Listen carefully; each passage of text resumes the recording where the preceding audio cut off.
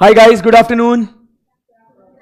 चलो कल हम लोग ने जाते जाते एक बहुत ही बढ़िया सा डिस्कशन किया था और वो टॉपिक था अपना कौन सा, इंडिपेंडेंस। याद है क्या आप लोगों को? हम लोग चैप्टर नंबर 11 पे है। चैप्टर नंबर 11 में हमने बात करी थी about the fundamental principles of professional ethics, जिसमें बातचीत हो रही थी integrity, objectivity, confidentiality, professional competence and due care, professional behaviour. इन सब चीज़ों के बारे में हम लोग जो है दोस्तों वो हम लोग बातचीत कर रहे थे, है ना? Yes sir. और फिर उसके बाद हम लोग ने चर्चा करी कि सर ये इंडिपेंडेंस होता क्या है करके, ये हम लोग डिस्कस कर रहे थे। इंडिपेंडेंस में हमने देखा कि सर अपना जो ओपिनियन है वो किसी के सबॉर्डिनेट नहीं होना चाहिए। क्लियर है एकदम? तो हमारा जो ओपिनियन है वो अपने हिसाब से हमें देना है, किसी के डायरेक्शंस या विशेष के हिसाब से नहीं देना है। ये भी समझ में आया आपको? फिर वो कहता है कि इंडिपेंडेंस जो है ना उसको लेके रूल्स भले ही होंगे, बट रूल्स होना मतलब it does not ensure existence of independence. So it should not be confused with the superficial और visible standards of independence which are imposed by law. फिर वो कहता है कि इंडिपेंडेंस जो है it is a condition of mind and personal character. फिर independence के लिए डिफाइन करना है तो दो बातें हैं कि independence of mind and independence of appearance. So as a mind हम लोग क्या कहते हैं, it is that state of mind that permits, that allows expression of opinion without being affected by influences, allowing an individual to act with integrity, objectivity and professional skepticism. फिर हम लोग बात करते हैं about independence of what, appearance. So कुछ facts and circumstances को अगर avoid करें, so third party can reasonably conclude that auditor's integrity, objectivity and professional scepticism has been what, compromised. Clear है एकदम? Yes sir. फिर हमने कहा कि इंडिपेंडेंस जो है, ये दो पॉइंट्स हम लोग ने बेसिक पढ़े थे, याद है ना? जिसमें कहा था कि auditor should not only be but also appear to be. आपने सिर्फ होना ऐसा नहीं, आपको जो लोग हैं उन्हें दिखना भी चाहिए। करेक्ट एकदम? Yes sir. सो ऐसी कुछ हमने बातचीत करी थी। आज अभी हम लोग बात करेंगे 5 different threats to auditors independence. ठीक है ना? तो क्या होता है कि अलग अलग सर्कमस्टेंसेस, अलग अलग थ्रेट्स ऑडिटर के इंडिपेंडेंस पे क्रिएट करते हैं। ये टॉपिक बहुत इंपॉर्टेंट है, इसको LMR मार्क करने का। क्या मार्क करने का? LMR। What is LMR? Last minute revision. आप लोग बाद में पूछते हैं ना फिर सर कुछ इंपॉर्टेंट टॉपिक्स बताओ। ऐसे तो सभी इंपॉर्टेंट है बट उसमें ये इंपॉर्टेंट है, पढ़ के तो सब जाने का। सो बात हो रही है about what threats to independence. इसके ऊपर शॉर्ट नोट के लिए इनमें से कोई भी एक है ना, ये आपको प्रोबेबिलिटी इसकी बहुत ज्यादा होती है, इधर ट्रू और फॉल्स, MCQ या शॉर्ट नोट। कोई एक पर्टिकुलर थ्रेट पूछेंगे, बोलेंगे शॉर्ट नोट लिख दे इसके ऊपर, तो ऐसा है। So what are the different threats? तो 5 अलग अलग थ्रेट्स है। वो कौन से 5 थ्रेट्स है? सबसे पहले अपन बात करते हैं self interest threats, self review threats, advocacy threat, familiarity threat and intimidation threats. ठीक है? सो सेल्फ इंटरेस्ट की अगर बात करते हैं तो जो ऑडिटी है, जो क्लाइंट है, ध्यान से सुनना पूरा एकदम, जो क्लाइंट है, जो ऑडिटी है, उसके अंदर वी आर फाइनेंशियली इंटरेस्टेड। आर्थिक मोह है। क्या है? आर्थिक, financial interest. Because we feel that we have got what, monetary gains from that particular organisation. And जहां पैसा है ना वहां फिर इंसान जो है ना स्ट्रेट नहीं सोच सकता है, फिर उसका ऑटोमेटिकली प्रोफेशनल जजमेंट जो है वो कॉम्प्रोमाइज हो जाएगा। सही बात है ना एकदम? तो इसीलिए अगर आप उस क्लाइंट में अगर फाइनेंशियली इंटरेस्टेड हो, राइट, तो वहां पे अपना इंडिपेंडेंस अफेक्ट हो जाता है। कॉन्सेप्ट क्लियर है? Financial interest. Self interest threats में क्या लिखा हुआ है जो मैंने अंडरलाइन करा हुआ है ना, तो ये आपने जैसे जैसे हम लोग आगे बढ़ते जाते हैं आपने वो इंपॉर्टेंट चीजें अंडरलाइन हाईलाइट भी करनी है, ठीक है ना। आगे आगे अंडरलाइन मत करते बैठना, जैसे मैं एक एक एक एक एक एक स्टेप बाय स्टेप पॉइंट्स आगे जाता हूं वो पॉइंट आपने देखना उसको हाईलाइट अंडरलाइन करना, ठीक है ना। सो सेल्फ इंटरेस्ट मतलब दिमाग में टिंग क्या होना चाहिए कि benefit from financial interest in the audit client. Good, exam में क्वेश्चन आएगा, explain self interest threats with the help of examples. बच्चे क्या करते हैं, सेल्फ इंटरेस्ट क्या है वो पता है, इंस्टीट्यूट का आपने अभी पेपर्स दिए, आपको पता होगा कि न्यू ट्रेंड है विथ एग्जाम्पल्स एक्सप्लेन करो, लिखते वो लोग विथ एग्जाम्पल्स। बच्चा सिर्फ कॉन्सेप्ट पे फोकस करता है, पहले होता था पुराने जमाने में कि कॉन्सेप्ट मार्क्स, अभी बोलता है नहीं तू साले एग्जाम्पल भी, हमने इतने मॉड्यूल में एग्जाम्पल लाए ना तो तू याद कर, तो ये इंपॉर्टेंट है आपके लिए। सो कौन से है आइए समझते हैं जिससे फाइनेंशियली बेनिफिट हो रहा है ज्यादा ऐसे दिख के आता है। नंबर 1, डायरेक्ट फाइनेंशियल इंटरेस्ट और materially significant indirect financial interest in the client. Direct financial interest, direct financial interest मतलब ले लिए भाई उसके शेयर्स, डिवेंचर्स, मैंने नहीं तो मेरे रिश्तेदार ने ले लिए। जब हम लोग पुराने सिलेबस में कंपनी ऑडिट में या लॉ में आप पढ़ते हो डिस्क्वालिफिकेशन ऑफ ऑडिटर्स, वो क्यों डिस्क्वालिफिकेशन आता है कि आपने शेयर सिक्योरिटीज होल्ड किया तो you are disqualified. Why? Because that acts as a self interest threat and it affects your independence. समझ में आया? तो एग्जाम्पल नंबर 1 क्या कहता है, डायरेक्ट फाइनेंशियल इंटरेस्ट और significant indirect financial interest. So simple सी बात है, डायरेक्टली और indirectly you own it by yourself और through your relatives you gain a financial interest, monetary gain से आपका इंडिपेंडेंस अफेक्ट हो जाएगा। नंबर 2, लोन और guarantee to the concern client. आपने क्या किया, आपने क्लाइंट को लोन दिया, तुम इतने बड़े सीईओ, क्या आपने क्या किया है, क्लाइंट को आपने लोन दिया है। दूसरा क्या कहा है, उनसे लिया होगा।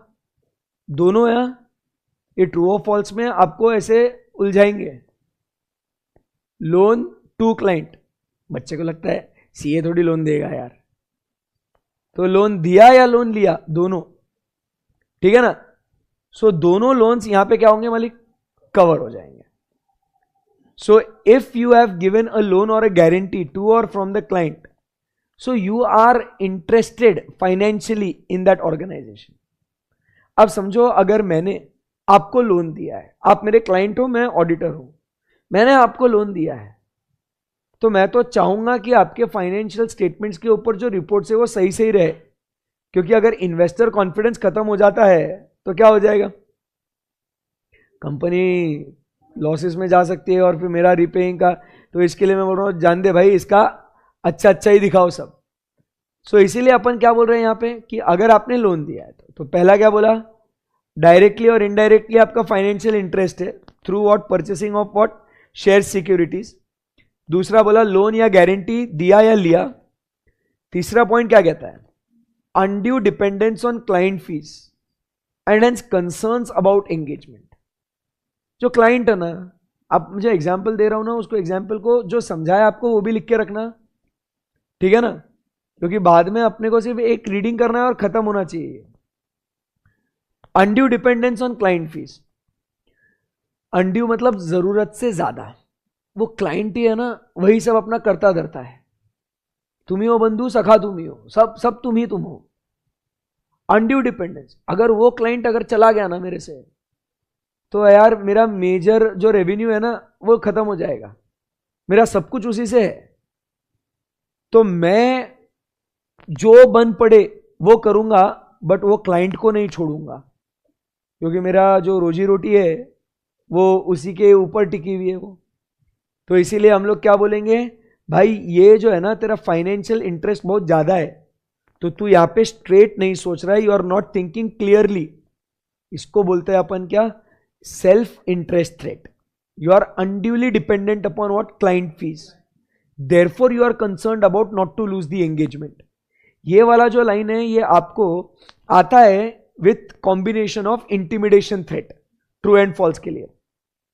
क्योंकि इंटिमिडेशन थ्रेट में क्या होता है, तू अगर जैसा मैं बोलूं वैसा अगर काम नहीं करेगा तेरे को निकाल देगा मैं। तो तुमको इंटिमिडेट किया जा रहा है, तुम्हें मैन्युपुलेट किया जा रहा है। समझ में आ रहा है आपको कि मैं जैसा बोलूं वैसा करने तो तुझे निकाल दूंगा। उसको बोलते हैं इंटिमिडेशन थ्रेट, कि वो डर से अगर ऑडिटर काम कर रहा है तो उसको इंटिमिडेशन। बट यहां पे वो क्यों काम कर रहा है, सर निकाल दो कोई फर्क नहीं पड़ेगा, बट अब क्यों नहीं निकालो, सलाह मेरा पैसा जो है ना मेजर तुम्हारा से आता है। ये दिमाग में क्लैरिटी होना चाहिए। क्लियर है एकदम। So that is undue dependence on clients fees. ठीक है, आगे close business relationship. Auditor and client or the relative of auditor and client are entering into what? A business relationship. That is also what? You are financially interested. आप चाहेंगे ही ना कि यार वो हमको बिजनेस देता है या हम उन्हें बिजनेस देते हैं, तो बिजनेस टू वे। तो इसीलिए बिजनेस अच्छा चले, इसलिए विल वांट दैट कि इसके जो फाइनेंसेस है ये अच्छे दिखे, नहीं भी होंगे तो भी, तो क्योंकि बिजनेस मतलब मनी। सो वो पॉइंट है। तो कौन से पॉइंट अभी तक हुए अपने, डायरेक्ट या इनडायरेक्ट, बराबर है कि नहीं। सेकंड क्या कहता है, लोन और गारंटी, टू एंड फ्रॉम।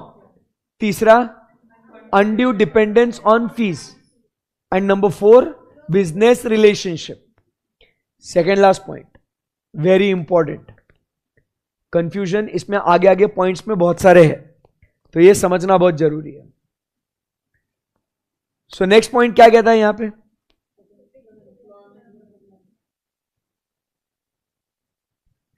तो यहां पे अपन क्या बोल रहे हैं, potential employment with the client. Potential employment का मतलब क्या होता है कि आपको फ्यूचर में वो क्लाइंट आपको नौकरी दे सकता है। अब इमेजिन करो भाई, तेरे कंपनी का ऑडिट कर रहा हूं मैं, एग्जाम्पल आपकी कंपनी का ऑडिट कर रहा हूं मैं अभी, बढ़िया एकदम। आप मुझे पूछते हो क्या अर्शद सर कितना पैसे कमा लेते हो ऐसे प्रैक्टिस वैक्टिस करके, मतलब कुछ नहीं यार, साल के 10 लाख 12 लाख रुपए कमा लेता हूं, महीने का 1 लाख रुपए कमा लेता हूं मैं। अरे क्या सर प्रैक्टिस करके इतना ही कमा लेते हो, इतनी मेहनत करके। एक काम करो, ये साल आप ऑडिट कंप्लीट कर लो, ये प्रैक्टिस वैक्टिस जो है ना ये बंद कर दो, आप हमारे कंपनी में आप CFO बन जाओ। वैसे भी इतने साल से आप ऑडिट कर ही रहे हो ना, एक काम करिए आप CFO बन जाओ हमारे कंपनी में, हम आपको जॉब देते हैं, पैकेज 18 लाख रुपए ले लो, 6 लाख ऊपर दिए आपको, कहां मगजमारी कर रहे हो, प्रैक्टिस क्लाइंट ढूंढो इतना बस आप क्या करो, जॉब करो। तो अब now you have what, a potential employment. अभी तक तेरे को जॉब दिया नहीं है, अभी क्या है, there is an offer, potential employment. अब सोच, अब उसने मेरे को ऑफर किया है, बट ये साल का अभी तक ऑडिट हमने क्लोज किया नहीं है। अब बताओ, I want to be in the good books ना उसको, क्योंकि वो मेरे को 18 लाख का जॉब दे रहा है वो, तो क्या करूं मैं, गलत होगा भी तो भी नहीं बोलूंगा कि गलत है करके, because now I am getting what, financial interest. So potential employment अगर है, you are not employed, you are the auditor only, but there is what, a future that you see that he will be giving you what, the job, तो उस case में financial interest है। Last point, contingent fees for audit engagement. इतनी गलतियां ढूंढ के निकालेगा तो तेरे को इतना पैसा, क्लीन रिपोर्ट देगा तो तेरे को उतना पैसा। बोल, गलतियां रिपोर्ट करेगा तू तो तेरे को जो नॉर्मल 20-25 हजार रुपया ना उतना दूंगा, क्लीन रिपोर्ट दे दे 50,000 रुपए देता हूं, बोल चलेगा क्या तेरे को, क्या बोला समझा गया।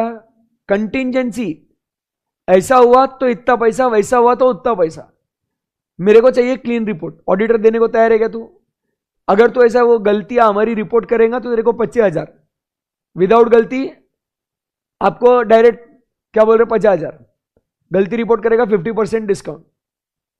बताओ आप क्या करोगे, बताओ, गलतियां रिपोर्ट करोगे या नहीं करोगे। सर ऐसा एंगेजमेंट डे एक्सेप्ट नहीं करेंगे, because that's a financial interest, that's a threat to your independence. और तू ऐसे कैसे फीस ऑफर कर रहा भाई? मैं गलती रिपोर्ट करूं या ना करूं, जो फैक्ट्स है उसके हिसाब से काम करूंगा ना दोस्त।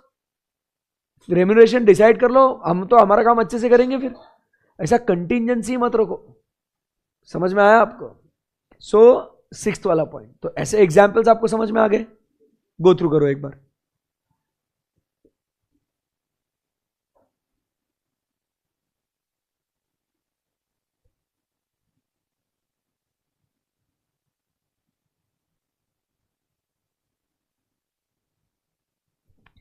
जो भी बच्चे YouTube पे देख रहे हैं, जो आज ज्वाइन हुए हैं, आपको बस बता दूं कि 5 लेक्चर्स YouTube पे चलेंगे, उसके बाद आपको एप्लीकेशन में चलेंगे। तो for that you have to enrol. You can register the course on www.swapnilpatni.com। Okay, चलो आगे बढ़ सकते हैं यहां से। सेल्फ इंटरेस्ट रेट गुड है एकदम। फाइनेंशियल इंटरेस्ट, एग्जाम्पल्स 6 पॉइंट पूरे लिख के आने के। एक एक एग्जाम्पल लिखते भी जाना, जो एग्जाम्पल का एग्जाम्पल दे रहे हैं अपन समझने के लिए।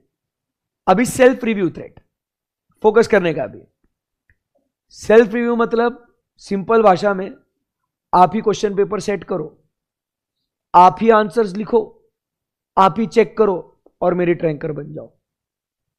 समझा गया क्या हुआ? मारेंगे भी हम, बचाएंगे भी हम, सब काम हम करेंगे। इसको क्या बोलेंगे अपन? Self review threat. मतलब यू आर रिव्यूइंग और वेरीफाइंग और examining the work done by you only. That is called as what? Self review threat. ऐसे कैसे चलेगा ना? इसीलिए 144 के अंदर आपको पता है प्रोहिबिटेड सर्विसेज, उसमें डिस्क्वालिफिकेशन में क्यों आता है वो? क्योंकि वो क्या बोलता है कि you cannot maintain your own books of accounts, auditor cannot maintain books of accounts because he has to perform audit ना लेटर ऑन दोस। क्लियर है एकदम? So that is called as what? Self review threats. Basic theme समझा गया? अपना काम अपन ही review कर रहे हैं, इसको बोलते हैं अपन क्या? Self review threat. क्या लिखा है? Self review threats occur when during a review of any judgment or conclusion. Judgment or conclusion reached in previous audit or non-audit engagement. आपने कोई जजमेंट दिया या कोई कंक्लूजन दिया, ऑडिट हो या नॉन ऑडिट हो, तो जैसे आप फाइनेंशियल स्टेटमेंट्स को रिव्यू भी तो करते हो, that is non audit engagement ना। आप जो प्रोस्पेक्टिव फाइनेंशियल स्टेटमेंट्स है, इंटरनल कंट्रोल्स है, उसको भी तो क्या करते हो आप? चेक करते हो ना। कभी कभी आपको जजमेंट्स आप देते हो अबाउट रिस्क कितनी है कितनी नहीं, अबाउट फ्रॉड, तो वो नॉन ऑडिट एंगेजमेंट हो गया ना वो। तो आपने कोई भी जजमेंट या कंक्लूजन आपने दिया था, इंटरनल कंट्रोल अच्छे या बुरे हैं, आपके जजमेंट के हिसाब से मटेरियलिटी या रिस्क कितनी है कितनी नहीं है, बराबर है, या आपने ऑडिट रिपोर्ट का ओपिनियन दे दिया। एग्जाम्पल लिख के रखो किस कंटेक्स्ट में हम लोग बात कर रहे हैं। नहीं तो घर पे जाते सिर्फ इतना ही नॉन ऑडिट ऑडिट, क्या भाई ये ध्यान में नहीं आता। तो when you are loaded with examples, तो कॉन्सेप्ट पढ़ने में समझने में बहुत मजा आता है। सो ऑडिट मतलब yes, audit of financial statements. Non audit मतलब आप क्या कर रहे हो? You are reviewing, internal controls को चेक कर रहे हो, अब आपका जजमेंट जो है मटेरियलिटी के ऊपर, रिस्क के ऊपर, तो ये काम आपने किया था इन एनी प्रीवियस एंगेजमेंट। और अब क्या बोला है? वो जो जजमेंट आपने प्रीवियसली रीच किया था, you are asked to review the same judgement. अब फॉर एग्जाम्पल आप समझिए आपने ऑडिट किया और आपने बोला कि सर यहां पे रिस्क ऑफ मटेरियल मिसस्टेटमेंट जो है वो कम है, ठीक है, या आपने काम किया कुछ और गलती आपको लग रहा है कम है सर। फिर उसके बाद मैंने आप ही को वापस बोला कि यार वो पिछली बार तूने बोला था कि गलतियां कम है, एक काम कर लेना वापस से एक बार देख ले सही में गलतियां कम है कि ज्यादा है। मान लो नेक्स्ट टाइम जब आप खुद से देख रहे हो वापस से, आपको दिख रहा है कि गलतियां ज्यादा है करके, आप बोलोगे अरे सॉरी सर पिछली बार गलती से काम हमने ना गलत तरीके से किया था, नहीं इस बार गलतियां सही में बोल रहा हूं, पिछला काम जो किया था ना वो गलत है, गलतियां ज्यादा है उसमें। आप कभी अपने आप को कॉन्ट्रेडिक्ट करोगे उस केस में? अगर बोल देंगे ना नहीं सर पिछली बार हमने गलत किया था, आपको काम से निकाल देंगे, आपको वो डर रहेगा, इसलिए आप क्या करोगे, भाई रहने देना, वो कौन सा उसको पता चल रहा है। सो that is a self review threat. समझा क्या बात को? आप आपका काम अगर रिव्यू करोगे तो कहीं ना कहीं प्रॉब्लम आएगा। सो वो क्या बोलता है, when you are asked to review, wording कैसे ध्यान में रखना है, you are asked to review any previous judgement और conclusion reached in a audit और non audit engagement, that is the first part. आया समझ में? सेकेंड क्या बोला है, ये बहुत इंपॉर्टेंट है। When a member of engagement team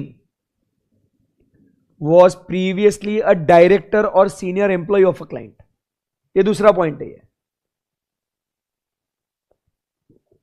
when a member of engagement team was a director or senior employee of the client, अब इधर ध्यान दो मेरे पास, क्या हुआ, जैसे मैं जो हूं ना अभी,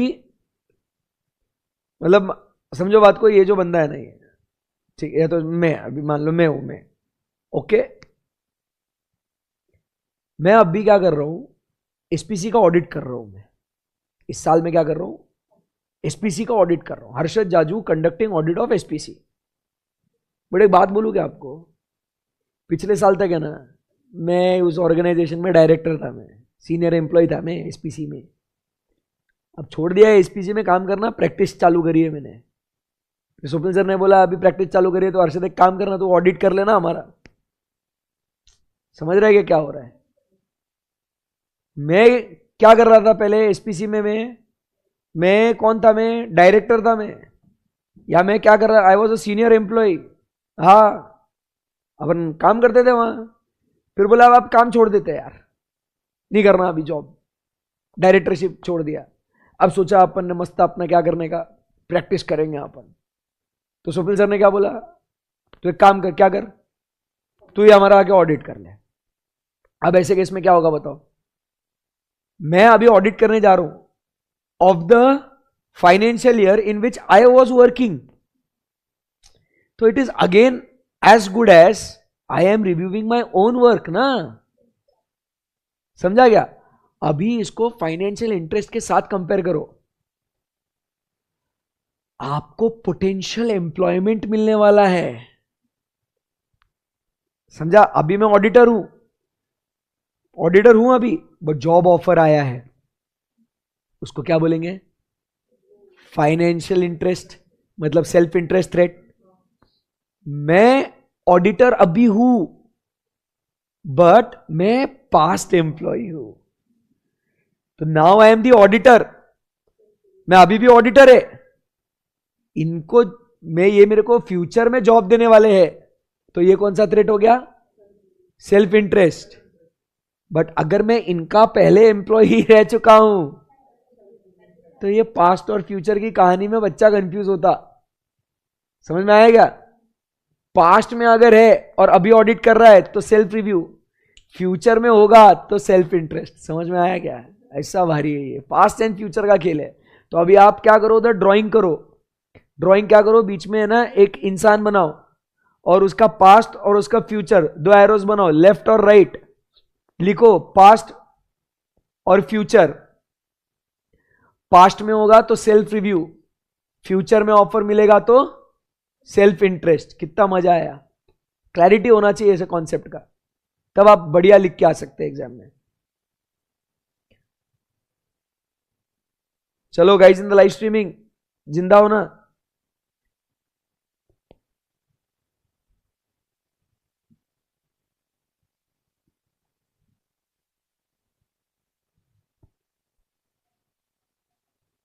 लिखा?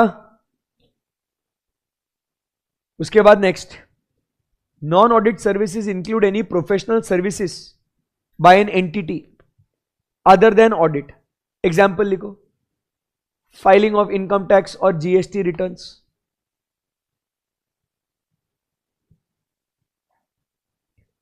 तो इनकम टैक्स या जीएसटी का रिटर्न फाइल करना मतलब ये ऑडिट थोड़ी हुआ ना दोस्त, है ना बच्चों?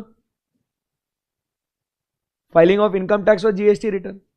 अब आपने फाइल किया और आप ही को बोल रहे हैं वापस से एक बार रिव्यू कर ले भाई वो रिटर्न बराबर से फाइल हुआ क्या, तो आप थोड़ी बोलोगे कि सर मैंने गलत रिटर्न फाइल किया। ये तो बेसिक ऑफिस में होता काम ऐसा, आर्टिकलशिप करते हैं ना, तो क्या होता है कभी कभी, अब मान लो मैं रिटर्न फाइल कर रहा हूँ इनकम टैक्स का किसी पर्टिकुलर क्लाइंट का, मेरे साथ हुआ भी है एक दो बार ऐसे कि मैंने क्या किया, रिटर्न फाइल किया, मतलब रिटर्न बनाया मैंने, फिर मेरे को बोला कि मेरे सीनियर को बोला कि इसका काम एक बार रिव्यू कर ले, तो उसने रिव्यू करा और फिर उसने करेक्शंस किए, चेंजेस किए, और फिर मेरे को बोला अब अपलोड कर दे, और मैंने अपलोड कौन सा किया, पुराना वाला ही फाइल। अब मेरे को सीनियर ने बोला, बॉस ने बोला चेक कर ले बराबर से फाइल अपलोड हुई है ना, एंड में जब एक्नॉलेजमेंट प्रिंट निकाल के देना होता है ना, चेक कर ले बराबर से। तो बताओ मैं खुद बोलूंगा मैंने गलत रिटर्न अपलोड किया करके, विलाए छोड़ो चुप बैठो अपना गपचुप। अच्छा होता कभी कभी ऑफिस में। सो अगर आपको अगर यही दूसरे ने अगर मेरे को बोला रहता ना दूसरे का काम चेक कर उसने बराबर फाइल अपलोड करी है क्या, और गलत होती तो मैं फटाक से बोल देता मैं, बट मेरा ही काम अगर मैंने गलत किया है तो मैं वो नहीं बोलूंगा। That is a self review threat, समझा? Non audit services. ये सब आप जब आर्टिकलशिप करोगे ना, you will experience all this fun, कि क्या क्या कांड होता है, क्या क्या मस्ती होती है, मजा आता है एकदम ऐसे। So this includes management services, internal audit, advisory services etcetera, and therefore you can see that these are what prohibited services under 144 for companies act. So instances where such threats come into play are when auditor having recently been director or when he performs the services are that itself a subject matter of audit. तो आपको ऐसा लग रहा है कि जो 1 और 2 में जो बोला है वही उन्होंने जो ऊपर के पैराग्राफ में बोला था वही वापस लिखा है, तो आपने भी ऐसा लिखने का वापस, समझा क्या? नहीं तो आपको लगेगा कि यार सर मेरा आंसर बहुत छोटा सा दिख रहा है, बट उधर तो सजेस्टेड में तो बहुत ज्यादा है सर, तो ये वही वही रिपीट कर रहे हैं इसको। क्लियर एकदम? सो सेकेंड थ्रेट समझ में आया बच्चों? क्लियर एकदम? Yes sir. Advocacy threat.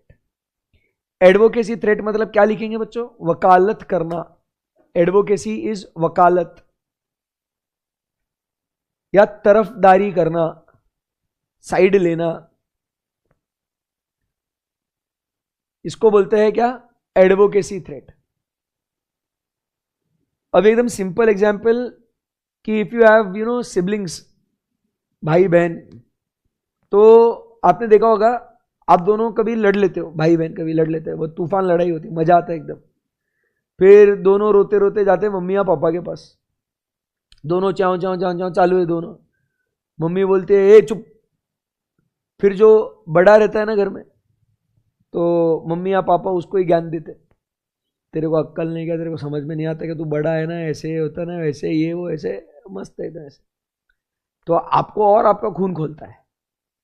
आप क्या बोलते हो कि आप है ना मेरा सुन के ही नहीं ले रहे हो, आप उसी का साइड ले रहे हो, ऐसा क्या है, कभी मेरा भी तो सुन के लो, आप हमेशा उसी की तरफदारी कर रहे हो, गलत कर रहे हो आप, ये बराबर के नहीं, बहुत ज्यादा उसकी तरफदारी कर रहे हो। मैं बड़ा हूं इसके लिए ना, आप मेरे से प्यार नहीं करते ना, ऐसा सा फुल आपका नौटंकी चालू हो जाता फिर, ठीक है ना? तो वहां पे आपने क्या देखा कि मम्मी या पापा वो छोटे की ही साइड ले रहे, कभी कभी उल्टा भी होता, बड़े की ही साइड लेते, छोटे की साइड नहीं लेते। तू छोटा है, तू देखो अक्कल नहीं, तू नालायक है तू, है ना? तो इधर वेज इट हैपेंस। तो इधर वे सिचुएशन में जब अपन किसी एक को ही ज्यादा किसी के बारे में बोल रहे, बराबर के नहीं, और इतना बोल रहे हैं उसके फेवर में कि थर्ड पार्टी इजीली बोलेगा कि यार ये जो बोल रहा है ना, ये शायद है ना ये उनके साइड का है, उसकी उनकी तरफदारी कर रहा है ये।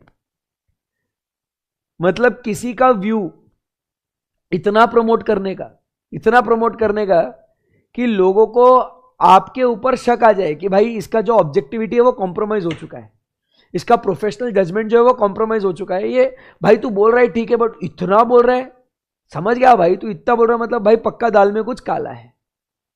सो एडवोकेसी थ्रेट का मतलब क्या है? Promoting the opinion. एडवोकेसी वकालत करना, एडवोकेट करते क्या है? अपने क्लाइंट का ओपिनियन रखते हैं ना अदालत में। तो वैसे ही यहां पे सीए क्या कर रहा है? Promoting the opinion of the client to a point that, अब पढ़ रहे हो क्या वो साथ में? मतलब बुक में देखो वो क्या लिखा हुआ है, promoting the opinion or pursue to promote opinion of the client to a point that, इतने पॉइंट तक कि third party would reasonably believe that the auditors objectivity has been compromised. समझा क्या बात को? मतलब जैसे अगर फॉर एग्जाम्पल मैं, अगर आप दोनों में से किसी की झगड़े हो गए और मैं एक को ही बोल रहा हूं भाई तू क्या कर रहा है ऐसे वैसे ये वो, तो आप क्या बोलोगे? सर क्या आपने उससे पैसे लिए क्या सर? इतना क्या बोल रहे हैं आप, मेरा तो सुन के लो। तो ये डायरेक्टली इसको क्या लग रहा है? सर का ऑब्जेक्टिविटी कॉम्प्रोमाइज हो चुका है, क्योंकि सर आप ओपिनियन इतना उसकी इतनी तरफदारी कर रहे हो। समझ में आया? फॉर एग्जाम्पल अगर मान लो लेबर स्ट्राइक पे चले गए कि भाई वेजेस का इंक्रीमेंट नहीं हो रहा है, मैनेजमेंट ने बोला कि कोई बात नहीं हम लोग कॉस्ट ऑडिट कराएंगे, आपके सामने रियल कॉस्ट फिगर्स बराबर के नहीं आपके साथ सामने रखेंगे और फिर आप आपका डिसीजन लेना। लेबर यूनियन को बोल रहे हैं। कॉस्ट ऑडिटर आया, कॉस्ट ऑडिटर ने कॉस्ट ऑडिट रिपोर्ट्स दिए और वो अब लेबर यूनियन को एड्रेस कर रहा है। And now cost auditor is promoting the opinion of the client और वो बोल रहा है कि सारे कामगार बंधु और भगिनिन्नो, वो क्या बोल रहा है? All the ladies and gentleman the workers, वो क्या बोल रहा है कि आप ये अभी है ना ये एक्स्ट्रा वेजेस मत मांगो, कंपनी का कॉस्ट ऑलरेडी बहुत हाई है, सेलिंग प्राइस इंक्रीज नहीं कर सकते, तो ये कॉस्ट स्ट्रक्चर है, ये आप मत करो। और तुमको समझ में आना चाहिए, इतना अच्छा आदमी है तुम्हारा बॉस, ठीक है, तुमको इतना लाड प्यार करके रखता है, तुम क्यों स्ट्राइक पे कर रहे हो ऐसा वैसा। अभी जहां तक वो फैक्ट्स और फिगर्स की बात कर रहा था ठीक है, अब ये कहां चालू हो गया है? और मतलब और तरफदारी कर रहा है, और तरफदारी कर रहा है। मतलब वो थोड़ी देर वो सुन रहे थे वो लोग, बट आप जब ज्यादा बोल लिया सो दे लॉस्ट हिज अटेंशन। और क्या बोल दिया फिर? साले तू इतना बोल रहा मतलब पक्का इसने तेरे को अंडरटेबल पैसा दिया गया तेरे को इतना उसका ओपिनियन प्रमोट करने के लिए? तो कहीं ना कहीं गड़बड़ है। अगर तू ईमानदार है तो शॉर्ट में बोल के खत्म करना हो भाई। सो ऐसे थ्रेट को अपन क्या बोलेंगे बच्चों? Advocacy threat. तू बहुत ही ज्यादा वकालत कर रहा भाई, समझ में आया आपको? इसको बोलेंगे अपन क्या? Advocacy threat. So in such situations auditor can be perceived as backing और चैंपियनिंग। चैंपियनिंग मतलब rooting for the client, client go आगे, हम तुम्हारे साथ है, तुम डरो मत, तुम्हारा कुछ भी रहेगा मैं तुम्हारी तरफदारी करूंगा। So he championing for the client, बराबर के नहीं? And it may lead to belief, it may lead to belief, it may not be actual, but ऐसा लोगों को लगेगा ना भाई, तो that he is not acting or working objectively. समझ में आया आपको? मजा आ गया। एग्जाम्पल्स आपने लिखे क्या? वो कॉस्ट ऑडिटर का वगैरह जो हमने बात करी।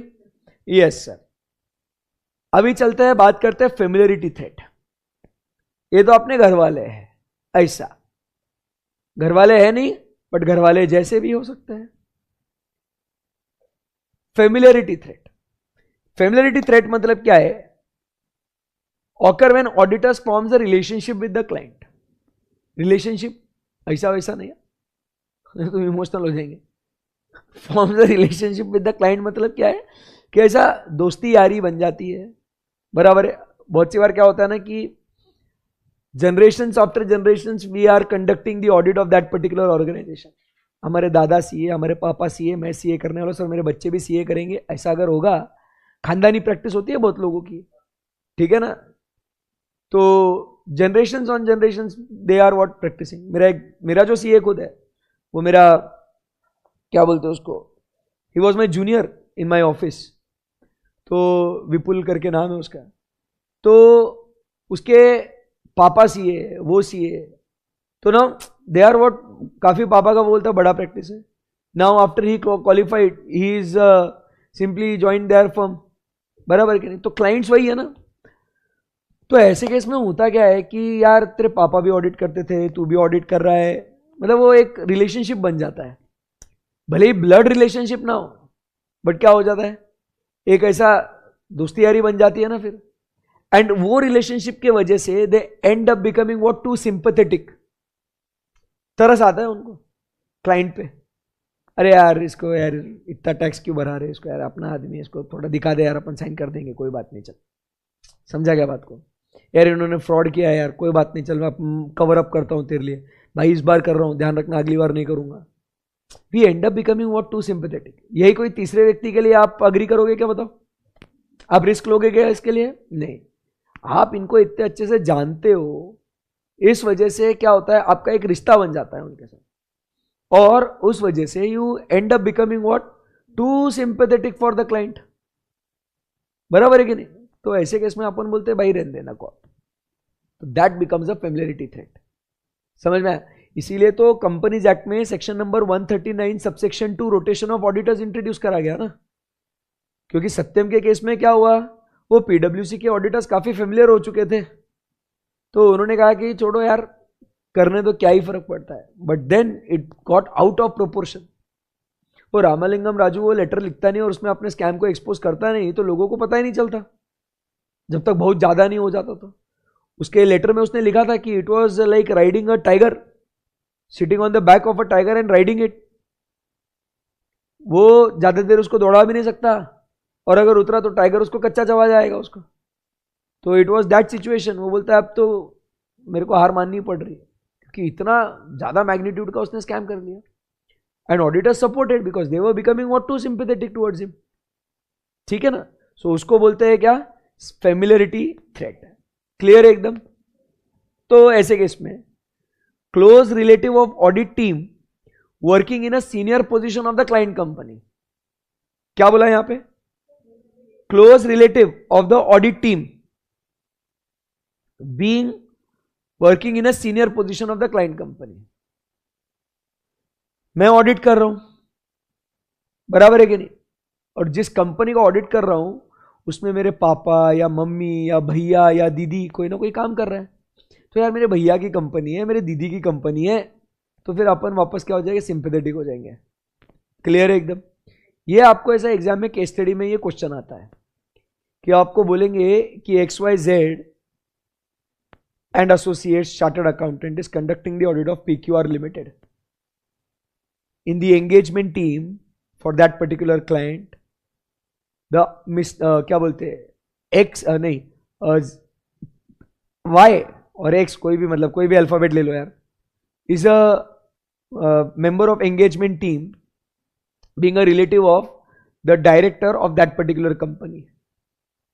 बराबर के नहीं? In the light of independence, evaluate the threat and what safeguards can be put in place.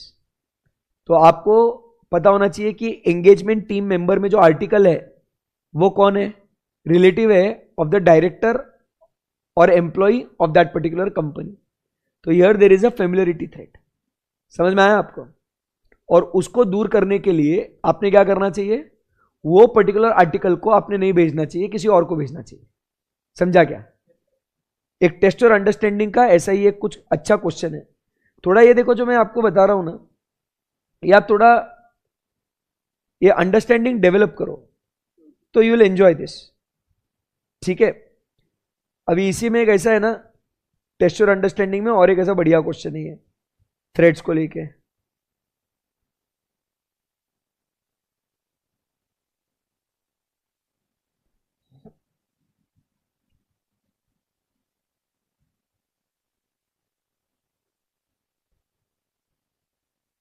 Test और अंडरस्टैंडिंग में नहीं होगा, पीछे से क्वेश्चन में है क्या, देखते हैं।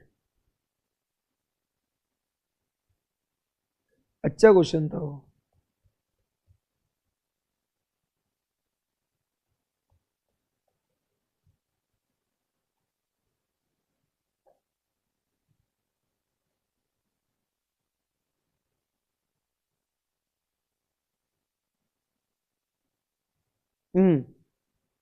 ये केस स्टडी बेस्ड एमसीक्यू में आया है, ये टेस्ट और अंडरस्टैंडिंग में नहीं है, केस स्टडी बेस्ड एमसीक्यू में है। क्या बोला है, Das and company a firm of auditors is offered the appointment as auditor of a company a prospective new client, ठीक है ना. CA Sukanya is one of the partners, is dealing with the new client. Sukanya ji है. अब सुकन्या जी क्या हुआ, when while meeting with the officers of the company she comes to know that Sushant CFO उसका बचपन का दोस्त, बचपन का प्यार नहीं, बचपन का दोस्त, वॉज द क्लासमेट. इनफैक्ट ये लोग सीए साथ में भी कर रहे थे. सुकन्या हो गई सीए, सुशांत का कट गया तो बेचारा सीएफओ बना. However Sushant had left CA midway due to repeated failures. देखो आप जैसी कहानी हो रही है. इंस्टीट्यूट भी ऐसा दर्द देता है एग्जाम में. अब सोचो जिसका अटेम्प्ट है उसका दोस्त आगे पास हो गया नहीं है, कोई पीछे रह गया, गर्लफ्रेंड आगे चली गई, बॉयफ्रेंड पीछे रह गया नहीं है, केस स्टडी दे दिया इंस्टीट्यूट ने, बेचारा वहीं रो देगा. So however, Sushant left CA midway due to the repeated failures and tried his luck to pursue MBA in finance from one of the leading institution. During initial consideration, ऐसा वैसा वो case study का ऐसा. Assume that firm chooses to accept, बराबर. So ऐसा case में क्या होना चाहिए, तो considering ऐसा क्वेश्चन आएगा, considering discussion about Sukanya and Sushant, Which of the following statements seems most appropriate? तो ऐसा, क्योंकि अब ये दोस्त है ना ये, तो यहां पे कौन सा थ्रेड जनरेट होता है ये आपको समझ में आना चाहिए. सो क्या लिखा है, the about discussion is irrelevant, नहीं क्योंकि सुशांत और सुकन्या दोस्त है. The proposed offer should be accepted by the firm, the engagement team may be headed by CA Sukanya, नहीं. क्या कहता है, the proposed offer should be accepted and the engagement team may be headed by a different partner of the firm, so that the familiarity threat is what eliminated, that is the safeguard. ऐसा exam में question आता है. आप क्या हो जाते हो, उनके लव स्टोरी है, उनके दोस्ती यारी में आप फंस जाते हो, फिर आप बोलते क्या ही फर्क पड़ रहा है, दोनों दोस्ती तो थे. आप बहुत कैजुअली सोचते हो. समझ में आया एग्जाम में कैसे क्वेश्चंस बनेंगे आपके, बोलो भाई. तो ये ऐसा क्वेश्चन आपका, मैंने कहा ना ये एमसीक्यू या केस स्टडी बेस्ड क्वेश्चंस कहीं से भी कैसे भी पूछ सकते हैं इसको. ठीक है, चलो आगे बढ़े यहां से. सो कौन से थ्रेड की बात हो रही थी मालिक, बोलो बच्चों, familiarity threat. So close relative. अब वो क्या बोलता है, former partner of the audit firm being the director और senior employ of the client. अभी ये वापस से ध्यान देना, फेमिलियरिटी थ्रेड अभी वापस से फोकस, ये बहुत भारी है ये. Farmer partner of the audit firm is being what, the director or senior employee of the client. आपने क्या बनाया था, ये ऑडिटर है, ऑडिटर है. पास्ट फ्यूचर, पास्ट में है तो सेल्फ रिव्यू, फ्यूचर में है तो सेल्फ इंटरेस्ट, बराबर है कि नहीं. अब ये खत्म हो गया ये वाला. अभी इधर क्या बोल रहा है, जरा ध्यान से सुनना, ध्यान से सुनना. पहले एक फर्म थी blue and green and chartered accountants, BG and company, ठीक है ना. और इधर एक कंपनी है रेड. आया समझ में. बी और जी पहले साथ में मिलके अपना सीए का प्रैक्टिस करते थे, बराबर है कि नहीं. अब क्या हुआ, जी जो है वो बोलता है बहुत हो गया प्रैक्टिस. अभी इसने क्या किया, जी चला गया किधर, जी चला गया ये कंपनी में ज्वाइन कर लिया, ये प्रैक्टिस बंद कर दिया. पहले वो लोग साथ में प्रैक्टिस करते थे. अब ये सिंस जी इधर है इस कंपनी में, जी ने बी को बोला भाई तू इस कंपनी का ऑडिट करेगा, तू मेरा पुराना पार्टनर है. अब ये दोनों में जो थ्रेट है वो कौन सा है, सेल्फ इंटरेस्ट, सेल्फ रिव्यू या फेमिलियरिटी. अभी बहुत इंपॉर्टेंट क्वेश्चन है क्योंकि ऑप्शंस ऐसे तीन ये पक्के हैं बच्चों को कंफ्यूज करने के लिए. अभी क्या हुआ, ऑडिटर जो है वो पुराना एम्प्लॉई था क्या कंपनी का? सोच समझ के जवाब दो बेटे। ऑडिटर क्या पुराना एम्प्लॉय था क्या कंपनी का? नहीं। क्या उसको फ्यूचर में जॉब मिलने वाला है क्या? नहीं। अरे ये दोनों तो साथ में काम करते थे, अब वो छोड़ के कोई दूसरे कंपनी में ज्वाइन कर लिया, और अब जी और ब्लू एक दूसरे के दोस्त है। समझा गया? उसको कोई फाइनेंशियल इंटरेस्ट नहीं है, वो ना खुद का काम रिव्यू कर रहा है। अब जी ने एक कंपनी चालू करी, बराबर है कि नहीं? और अब जी क्या बोल रहा है बी को, तू ऑडिट कर। पॉइंट पढ़ो क्या लिखा हुआ है, former partner of the audit firm. Who is the former partner? Green. Process करो आराम से, कोई कोई अपने को फास्ट ट्रैक है तो क्या हुआ, कॉन्सेप्ट पूरा पूरा पढ़ना है। क्या हुआ यहां पे? ग्रीन जो है वो फॉर्मर एम्प्लॉय था, सॉरी फॉर्मर पार्टनर था। Now he is a director और senior employ of the client. Confusion हो रहा है क्या? हो रहा तो बोलो, डाउट सॉल्व करता हूं। इधर क्या था, ये अब भी ऑडिट कर रहा है, पहले ये क्या था, एम्प्लॉय था, तो अब खुद को बुलाया उसको काम करने के लिए, तो सेल्फ रिव्यू हो गया। इसको ऑफर दिया कि भाई तेरे को काम मिलेगा, बराबर है कि नहीं? अभी मैं इस कंपनी का, बताओ पास्ट एम्प्लॉय था क्या ब्लू? ब्लू पास्ट एम्प्लॉय है क्या उसका? ब्लू को फ्यूचर में ऑफर मिल रहा है क्या? बट उस रेड कंपनी में कौन है? ग्रीन, जो कौन था, मेरा पुराना पार्टनर।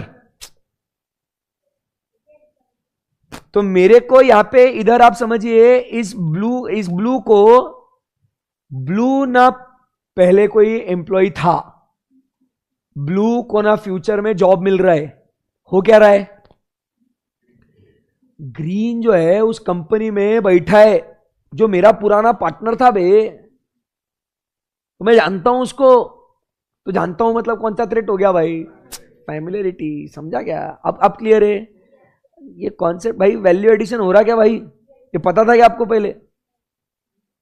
नहीं पता था ये? फिर चैप्टर 1 में है सर, ओल्ड सिलेबस के, बट देखो फिर अगर आपको ये सब बातें नहीं पता तो कैसे क्रैक करेंगे अपन एग्जाम को? ये ऑप्शन आते, ये 3 ऑप्शन तो पक्का है ना, बच्चा कंफ्यूज होना ही है इसमें। लिखा क्या आपने? इधर है फैमिलियरिटी थ्रेट।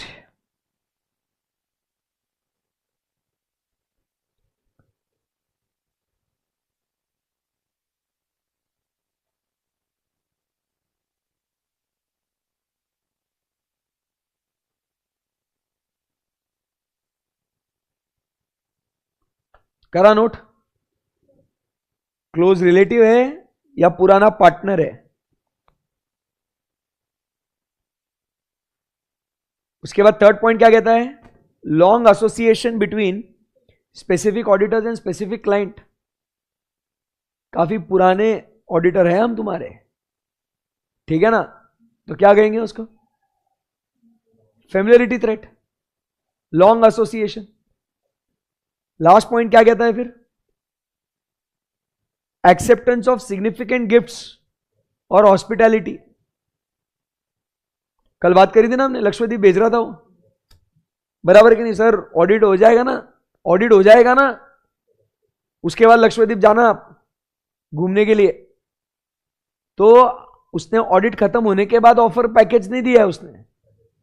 वो क्या बोल रहा है, अभी ऑडिट चालू है ना, एक दिन ऐसे मीटिंग में, सर आप बहुत अच्छा काम कर रहे हो सर, ऐसा बोलते हैं ये लोग, सर बहुत बहुत बहुत एफर्ट लेते हैं यार सर, आप कसम से बता रहा हूँ यार, मतलब आपके ऐसा डेडिकेशन किसी में नहीं, पहले चढ़ाते हैं उसको, सर एक काम करो यार, ये जैसे ऑडिट खत्म हो जाएगा ना आपका, यार कंपनी आपको है ना, ये तो सर फीस वीस तो आप ले ही लेना सर, बहुत बढ़िया काम करते हो सर, एक काम करिए आप, क्या करना, घूम के आओ सर, जाओ लक्ष्मदीप फैमिली के साथ सर, रात भर ऑफिस में क्या होता है ना, 2-2 3-3 बज जाती है, खाना वही खाते हैं, तो सर लेके जाओ, आर्टिकल्स को तोहफे देंगे, आर्टिकल्स को भी गिफ्ट देते, जो भी उनका काम रहता है ना, आर्टिकल्स को तो क्या भाई, कभी कभी तो खाना खा के आभार रीइंबर्स करते हो, खाना खा के आओ।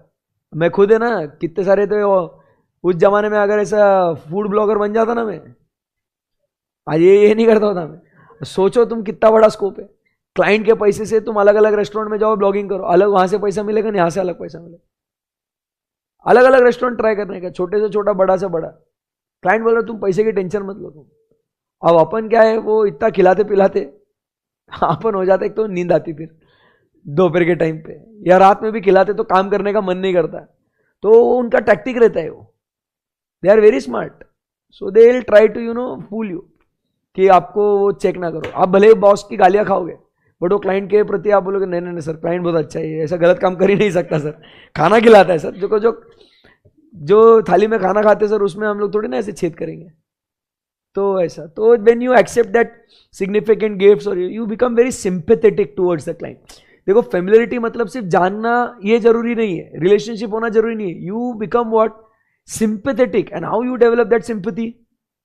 When they are giving you so many gifts, hospitality, तो फिर अपने को लगता है यार ये क्लाइंट तो बहुत अच्छा है यार। एंड नेक्स्ट टाइम मजा क्या आता है मालूम है क्या? Next time you only request your principal, sir मेरे को वो क्लाइंट के पास भेजना, और उसको भी मजा आता है, ये अपना पुराना खिलाड़ी आ गया, ये गिराइक आ गया, ये अपना। This is all things that happen. तो एक्सेप्टेंस ऑफ सिग्निफिकेंट गिफ्ट्स समझ में आया? So provisions in the companies act, तो सर ऐसा खाना चाहिए या नहीं? खाना चाहिए ना, बिल्कुल खाना चाहिए। बस आपने क्या करना चाहिए, इंडिपेंडेंस बरकरार रखना चाहिए। क्लाइंट को लगने दो ना कि आप इंडिपेंडेंट नहीं हो, बट आप अपना काम आ रहा, you should be and appear to be. भले ही वो खिला रहा है तो तुम भाई खाने को थोड़ी ठुकराओगे, तुम फिर घर से टिफिन लेके जाना पड़ेगा। फिर वो दर्द है, वो घर से टिफिन लेके जाना मतलब मम्मी की बहुत गालियां खानी पड़ती फिर। फैक्ट है। देखो आपको जब दूर जाते ना क्लाइंट प्लेस पे, तो सुबह 7-8 बजे निकलना पड़ता। फिर सुबह सुबह मम्मी उठ के नाश्ता तो ठीक है मिल जाएगा, लंच भी बनाना पड़ेगा। आप ही को अच्छा नहीं लगता यार, मम्मी को उठाओ, दे रहा ना हो क्लाइंट खाने के लिए, तो खाना चाहिए बेटा, ऐसे खाने को मना नहीं करना, ठीक है ना? ठीक है। So rotation of auditors is an example of what, a safeguard to threats to auditors independence. जमा क्या बच्चों? Yes, okay. So here we are with the last threat. ये हो गया ना अपना। Now we are the last threat, that is what, intimidation threats. We are being what, intimidated. Intimidation का मतलब क्या मालूम आपको? एक्चुअल मीनिंग बोलोगे आपको, dictionary meaning. Intimidation, frighten someone, धमकी देना, especially in order to make them what, to make them do what one wants. इसको क्या बोलते हैं अपन? इंटिमिडेशन। किसी को मैन्युपुलेट करना, फ्राइटन, डराना, धमकाना, इसको क्या बोलते हैं अपन? हाँ, कोर्शन अलग। कोर्शन मतलब करेज, बंदूक रखे, ठीक है। इंटिमिडेट मतलब उसको डराना, कोर्शन बोल सकते हैं वैसा। So that is a threat which when auditors are deterred. आपने मीनिंग लिखा क्या इंटिमिडेशन का? नहीं लिखा? हाँ बोल, आप मीनिंग बोल। कोर्शन, ये बोला था मैंने, ये बोला था मैंने, इंग्लिश में कुछ बोला था ना मैंने। हाँ, साले लिखा कर। तुम लोग है ना जबरदस्ती स्टाइल मत मारो, सर मेरी इंग्लिश बहुत अच्छी है मैं नहीं लिखूंगा। 10 सेकंड बाद याद नहीं रहता तुमको। गजनी अच्छा तुमसे, 15 मिनट तो ध्यान रखता कम से कम। कितना 15 मिनट ध्यान रहता था ना उसका, तो 5 मिनट, 15 मिनट है ना। हाँ, ये भी ध्यान नहीं है, रिवीजन करना पड़ेगा सर, मूवी देखनी पड़ेगी। सो इंटिमिडेशन मतलब टू फ्राइटन समवन। और उसके बाद क्या बोलते हैं यहां पे कि डेटर्ड मतलब क्या? Stopped, prevented from acting objectively. Objectively मतलब पता है ना आपको? Without compromising your professional judgement due to undue influence, bias और कॉन्फ्लिक्ट ऑफ इंटरेस्ट। अब जब भी वर्ड ऑब्जेक्टिव आएगा तो उसके पीछे का पूरी दुनिया आपको याद आनी चाहिए। ऐसा तो देखने का नहीं, घूरने का। ऑब्जेक्टिव मतलब क्या सर? वो हो गया डिस्कशन। तो अगर ऐसी कुछ बातें जो आपको रोक रही है to act what, objectively, independently नहीं, अगर आप ऑब्जेक्टिव रहोगे तो आप इंडिपेंडेंट हो. So if it is preventing you from acting objectively with an adequate degree of professional scepticism, तो ऐसे केस में that threat is called as what? Intimidation. For example, this could happen because of threat of replacement over disagreements. अपन क्या बोल रहे? There is a disagreement between the auditor and the client. अपन बोल रहे sir आप ये जो कर रहे हो ये अकाउंटिंग पॉलिसी गलत है. वो बोलता है नहीं मैं सही हूं. अरे मैं बोल रहा भाई तू गलत है. तो वो क्या है झगड़े में, वो क्या बोल रहा है? ए क्लाइंट क्या बोल रहा है अपने को? मैं जो बोल रहा हूँ वो सही, मेरा धंधा है, मेरे को मत सिखा. तू कर सकता है क्या जैसे मैं बोल रहा हूँ वैसा? नहीं तो तू निकल, किसी और को अपॉइंट करता हूं. फिर अपन क्या बोलेंगे? ठीक है भाई, तेरे को जो ठीक लगे, तेरी कंपनी है, तेरे को जो ठीक लगे कर ले. बट अगर ऐसा अपन ने गिव अप कर दिया, नहीं तो वो अपने को निकाल देगा उस डर से, तो भाई इसको क्या बोलेंगे अपन? Intimidation threat.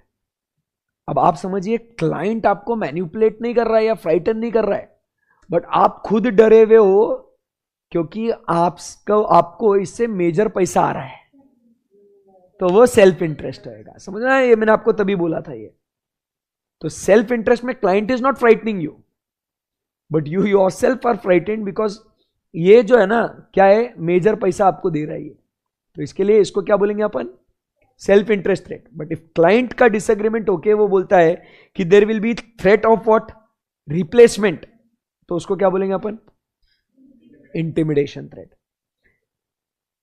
और pressure to disproportionately reduce work in response to reduced audit fees or being threatened with what? Limitation. वो क्या बोलता है तो आपको? एक काम कर, तू काम भी कम कर और पैसा भी कम ले. इतना सब कर मत. तू सर कहाँ आप इतनी मेहनत कर रहे हो? एक काम करो, थोड़ा सा चेक करो, थोड़े से पैसे ले लो, आप भी फ्री जल्दी हो जाओगे, टेंशन नहीं. बोला आपको क्या बोल रहा है वो? आप काम भी कम करो और पैसा भी थोड़ा ले लो, सर जल्दी फ्री हो जाओगे आप. थोड़ा 5,000 रुपये कम कर लो और थोड़ा काम भी कम कर लो. भाई ऐसे कैसे काम कर लो? मेरे को भले तो पैसे अगर जो उसके हिसाब से तुमको नेगोशिएट करना है करो, बट काम तो पूरा ही करूंगा ना. वो क्या बोल रहा है? सर पैसे भी कम ले लो, काम भी थोड़ा कर लो. कहां फर्क पड़ रहा है? एक साइन मार दो बस, खत्म करो बात को. ज्यादा इतना लोड ही मत लो सर. ऐसे फीस कितने लेते हैं आप? ऐसे क्लाइंट ऐसे बात करते हैं ऑफिस में. You are sitting in the office, client आता है ऐसे, बोले सर एक काम करते ना यार, सर ये ऑडिट फीस है ना हमारी ऐसे बहुत ज्यादा हो रही सर. तो अपन क्या बोलते हैं? अरे नहीं सर काम भी तो बहुत ज्यादा है, ऐसे थोड़ी कि हम फालतू में यूं ही ज्यादा पैसा ले रहे. तो क्लाइंट डायरेक्ट उसका मतलब वो सोचते ही नहीं, डायरेक्ट काउंटर ऑफर. क्या? सर एक काम करो, छोड़ दो ना, अभी तो इतने साल से ऑडिट कर ही रहे हैं, आपको तो पता ही ये सब बराबर होता है. एक काम करो 50,000 के 30,000 ले लो, इतना डिटेल में मत करो सर काम, साइन तो करना है, क्लीन दे दो रिपोर्ट. तो ऐसा भी वो आपको क्या कर रहा है? वो इंटिमिडेट कर रहा है आपको, फ्राइटन कर रहा है आपको, उसके हिसाब से आपको काम कराने के लिए बोल रहा है. नेक्स्ट क्या बोलता है? Threatened with litigation. आपको धमका रहा है कि तेरे अगेंस्ट केस कर दूंगा मैं. तो उसको क्या बोलेंगे अपन वापस से? It is an intimidation threat. So such threats attempt to intimidate auditors and deter them to act what? Objectively. तो ये जो अभी पॉइंट्स है ना, threat of replacement, reduced work in response to reduced audit fees या threatened with litigation, try to understand ये case study based MCQs में ये ऐसा वो केस सिनारियो में एक्सप्लेन करेंगे विथ एग्जाम्पल. तो आपको वो आइडेंटिफाई करते आना चाहिए कि ओके ऑडिटर के साथ क्या हो रहा है, क्या दर्द हो रहा है उसको. फिर वो दर्द के साथ वो थ्रेट आप ढूंढ के निकालो. समझ में आया आपको? क्लियर एकदम? तो क्या ये आपको 5 थ्रेट समझ में आ गए क्या? क्लियर एकदम? बोलो बच्चों. Very good. So these are the 5 threats. आगे बढ़ सकते हैं अपन? बोलो आया ना? आगे सेफगार्ड्स टू इंडिपेंडेंस. पहले एक बार आप थ्रेड्स पूरे अच्छे से पढ़ लीजिएगा, फिर सेफगार्ड्स पे चलते हैं.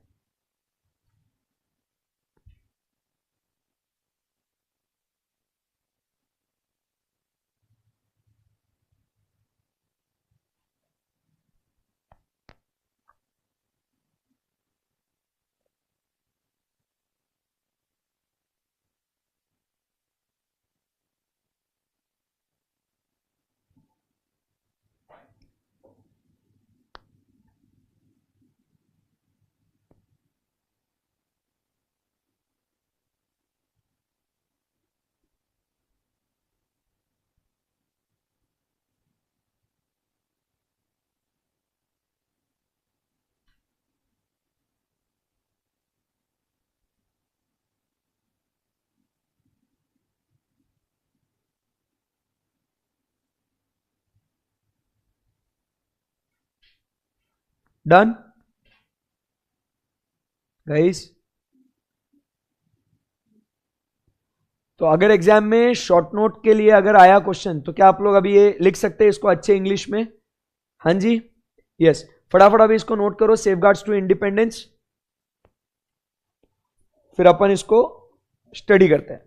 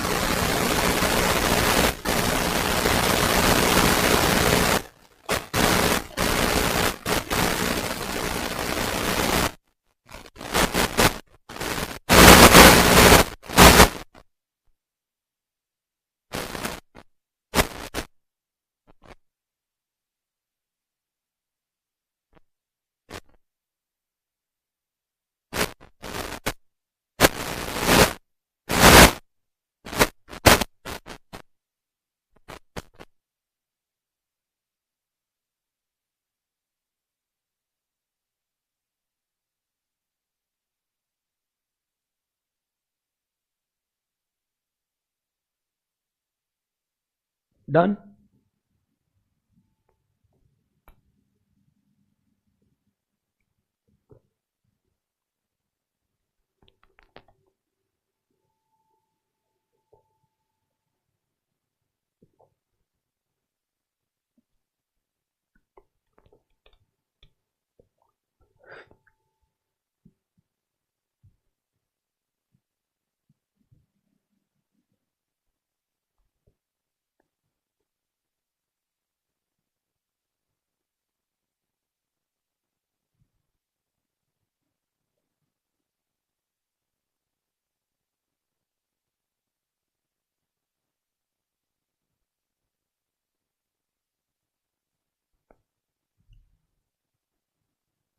चलो शैल वी प्रोसीड बच्चों? ओके।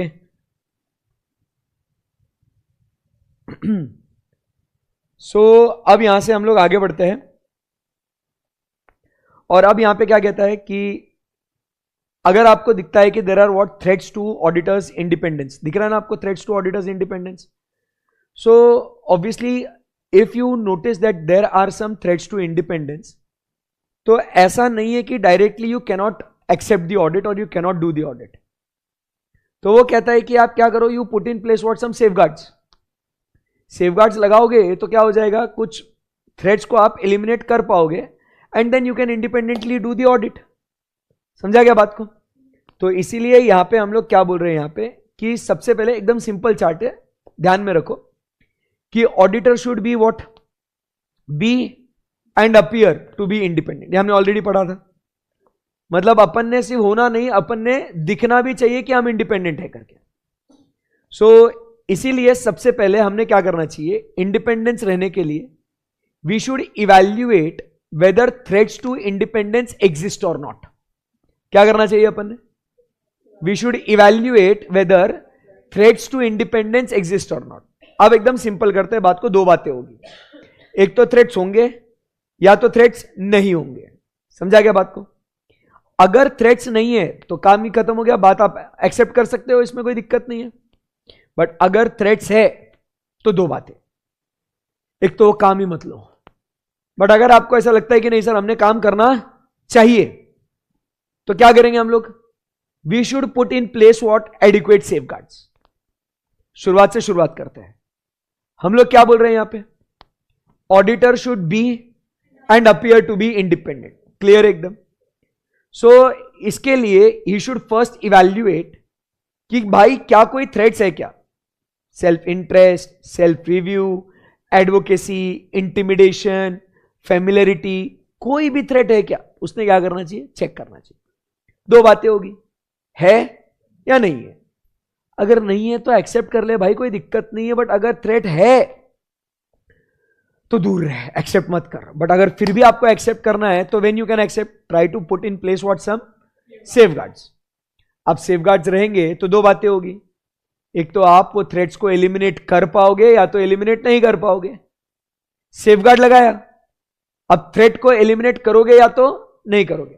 अगर आप एलिमिनेट कर पाए तो एक्सेप्ट, एलिमिनेट नहीं कर पाए तो नॉट टू एक्सेप्ट। बात खत्म हो गई। दिख रहा है क्या आपको? So if you implement safeguards you will be able to do what? Eliminate the threats, reduce it to an acceptably low level। एक तो पूरा एलिमिनेट कर सकते हैं या कुछ हद तक कम कर सकते हैं, अच्छे खासे हद तक, या तो कम ही नहीं कर पाएंगे। तो eventually you should not accept when you can not eliminate the threats. If you are able to eliminate और reduce it to an acceptably low level then it's good। जमा गया, खत्म हो गया ये शॉर्ट नोट। अभी हम लोग आएंगे और इसको रीड करेंगे सो दैट अपने को एग्जाम में ये सेफगार्ड्स के ऊपर जब क्वेश्चन आएगा तो हम लोग आराम से लिख सकते हैं। रेडी बच्चों? Chartered accountants have responsibility to remain independent by taking into account the context in which they practice the threats to independence and the safeguards available. What are safeguards? They are the actions individually or in combination that the professional accountant takes effectively to reduce threats to comply with the fundamental principles to an acceptable level. To address the issue, the following guiding principles are applied. For the public to have confidence, ये से लिखने का exam, for the public to have confidence in the quality of audit, it is essential that auditors should be and appear to be independent of the entities that they are auditing। सिर्फ ऐसे लिख के नहीं आने का be and appear, but पूरा लिखने का of the entities that they are auditing। ठीक है ना? उसके बाद next, before taking on any work, the auditor must consider whether it involves threats to his independence। Chart सामने रखने का और साइमल्टेनियसली कंपेयर करने का। So when such threats exist, दो बातें होगी, एक तो होगा या तो नहीं होगा। नहीं होगा तो खत्म हो गया। बट एग्जाम में मत लिखना इफ देर इज और देर इजंट, ऐसा नहीं लिखने का। सीधा अपन को जहां जहां आंसर लिखना है वो पार्टी लिखने का। समझा? ऐसे दो बातें होंगी, ऐसे एग्जाम में लिख के नहीं आने का इंग्लिश में देर विल बी और there won't be threats, if there are no threats, ऐसा लिखने का जहां पे कंटेंट लिखने का है वो। So when such threats exist, the auditor should either refuse from the task, desist, or to eliminate the threats, or at the least put in place the safeguards which will reduce the threats to an acceptably low level. All such safeguards measures need to be recorded in the form that can serve the evidence as compliance with the due process. If the auditor is unable to fully implement credible and adequate safeguard, last में eventually he should not accept। Clear है एकदम? वही अपना chart खत्म हो गया वो, और ये कॉन्सेप्ट अपना इजी हो गया। एक बार फिर से पढ़ लीजिएगा, देन आगे बढ़ता है। कॉन्सेप्ट लग रहा है ना इजी? चैप्टर नंबर 11 है ना आसान एकदम? यस। मार्किंग्स वगैरह कर लेना, हाईलाइट क्या करना है, मीनिंग क्या लिखना है, वो साइमल्टेनियसली करना।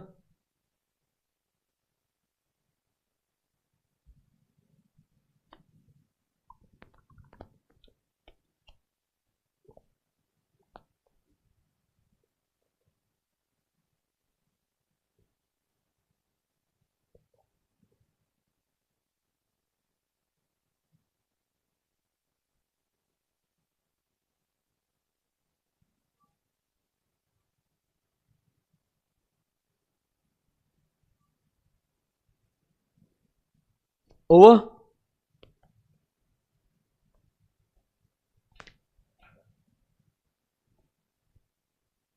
यस। चलो सो अब यहां से आगे बढ़ते हैं एंड नेक्स्ट जो है हम लोग चर्चा करेंगे about what, one very important concept that is professional scepticism. इसके ऊपर भी एग्जाम में स्ट्रेट वे क्या होता है, शॉर्ट नोट पूछा जाता है।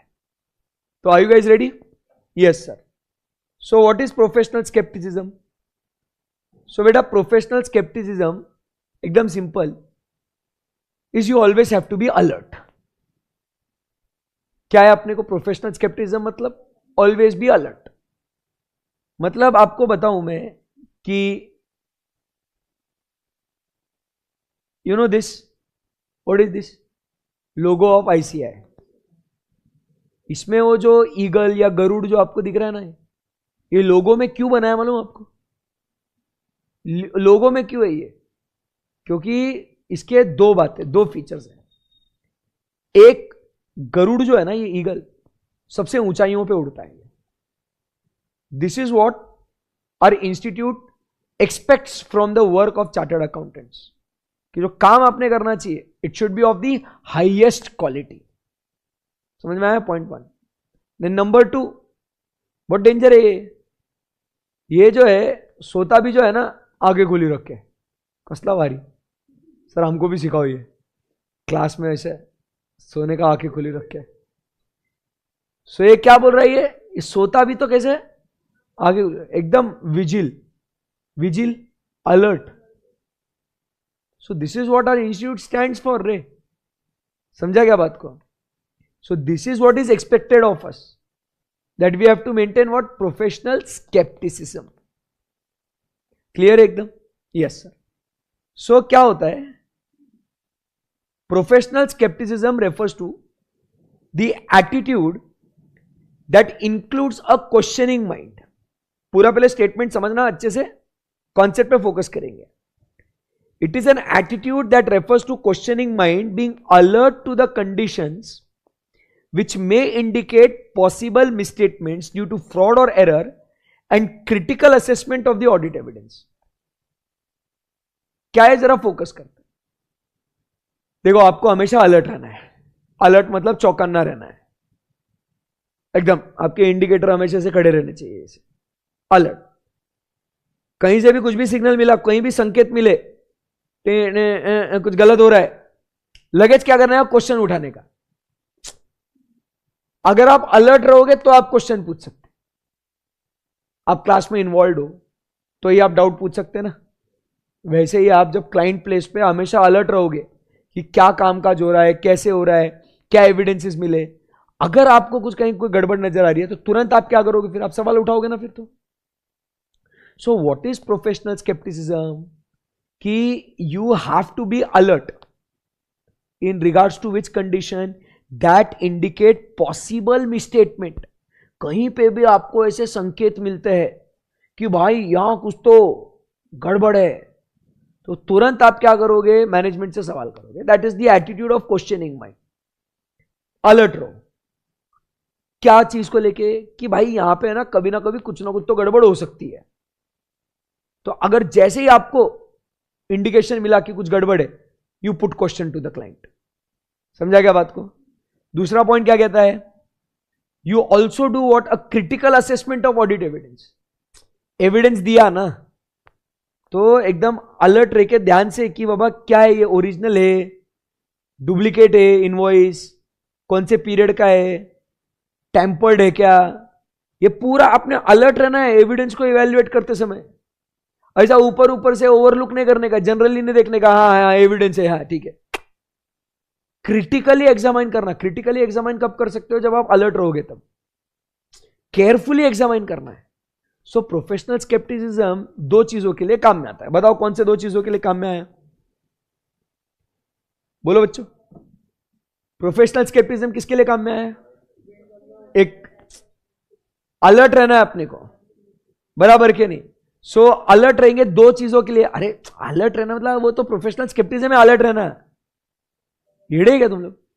अलर्ट तो रहना ही है, बट क्या चीजों के लिए अलर्ट रहना है? हाँ मैं अलर्ट हूं सर। अबे काय के लिए अलर्ट है येड़े?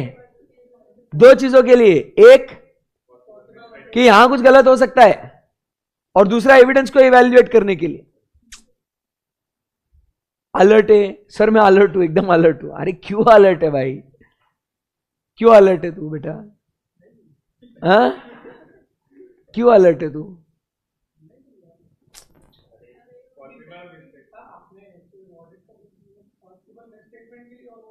हाँ तो उसी के लिए पूछूंगा ना, और कहां पूछूंगा मैं, है ना? अभी तो क्लास चालू है ना बेटा। तो आप समझिए बात को, we are alert to what? Number one, कि यहां पे कुछ गलतियां हो सकती है, और दूसरा एविडेंस को इवैल्यूएट करने के लिए। समझा बात को?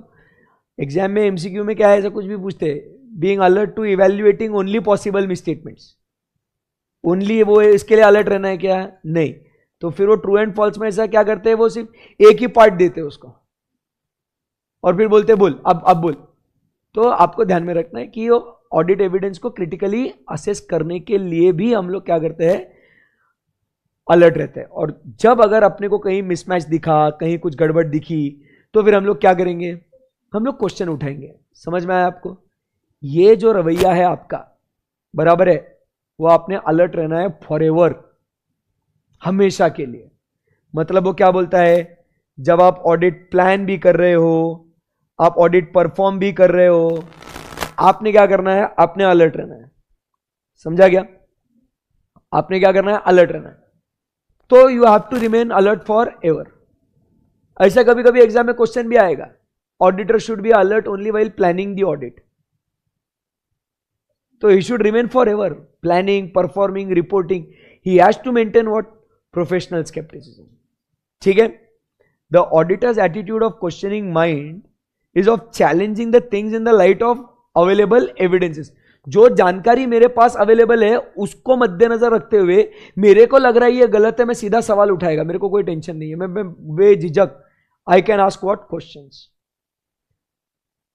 फॉर एग्जाम्पल, अभी जब एग्जाम्पल की बात करेंगे तो मजा आएगा, और ये एग्जाम में ऐसा आएगा क्वेश्चन आपको।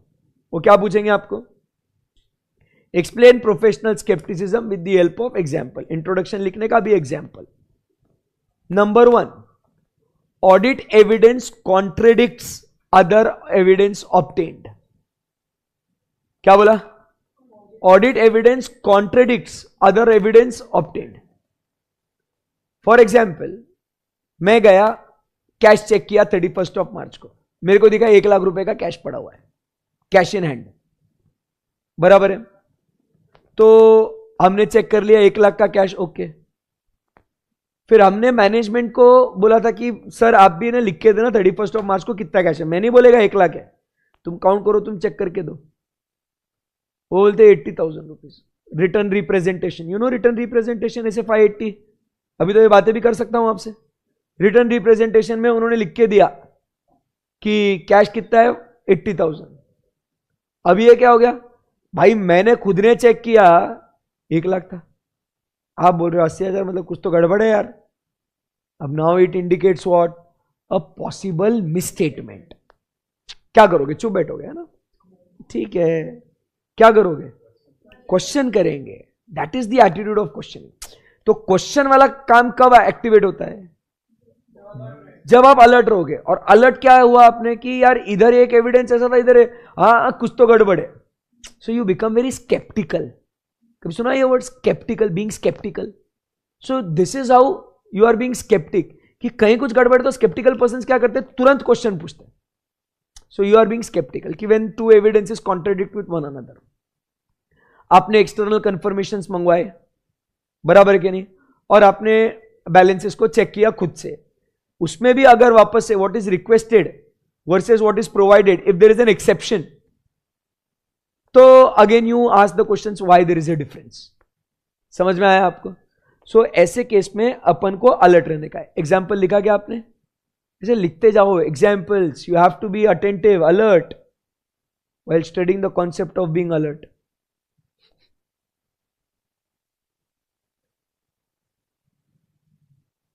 ऐसा पढ़ेंगे तो लग रहा है ना आपको कि हो जाएगा सिलेबस अच्छे से, मतलब कि आपको वैल्यू एडिशन कॉन्फिडेंस आ रहा है ना?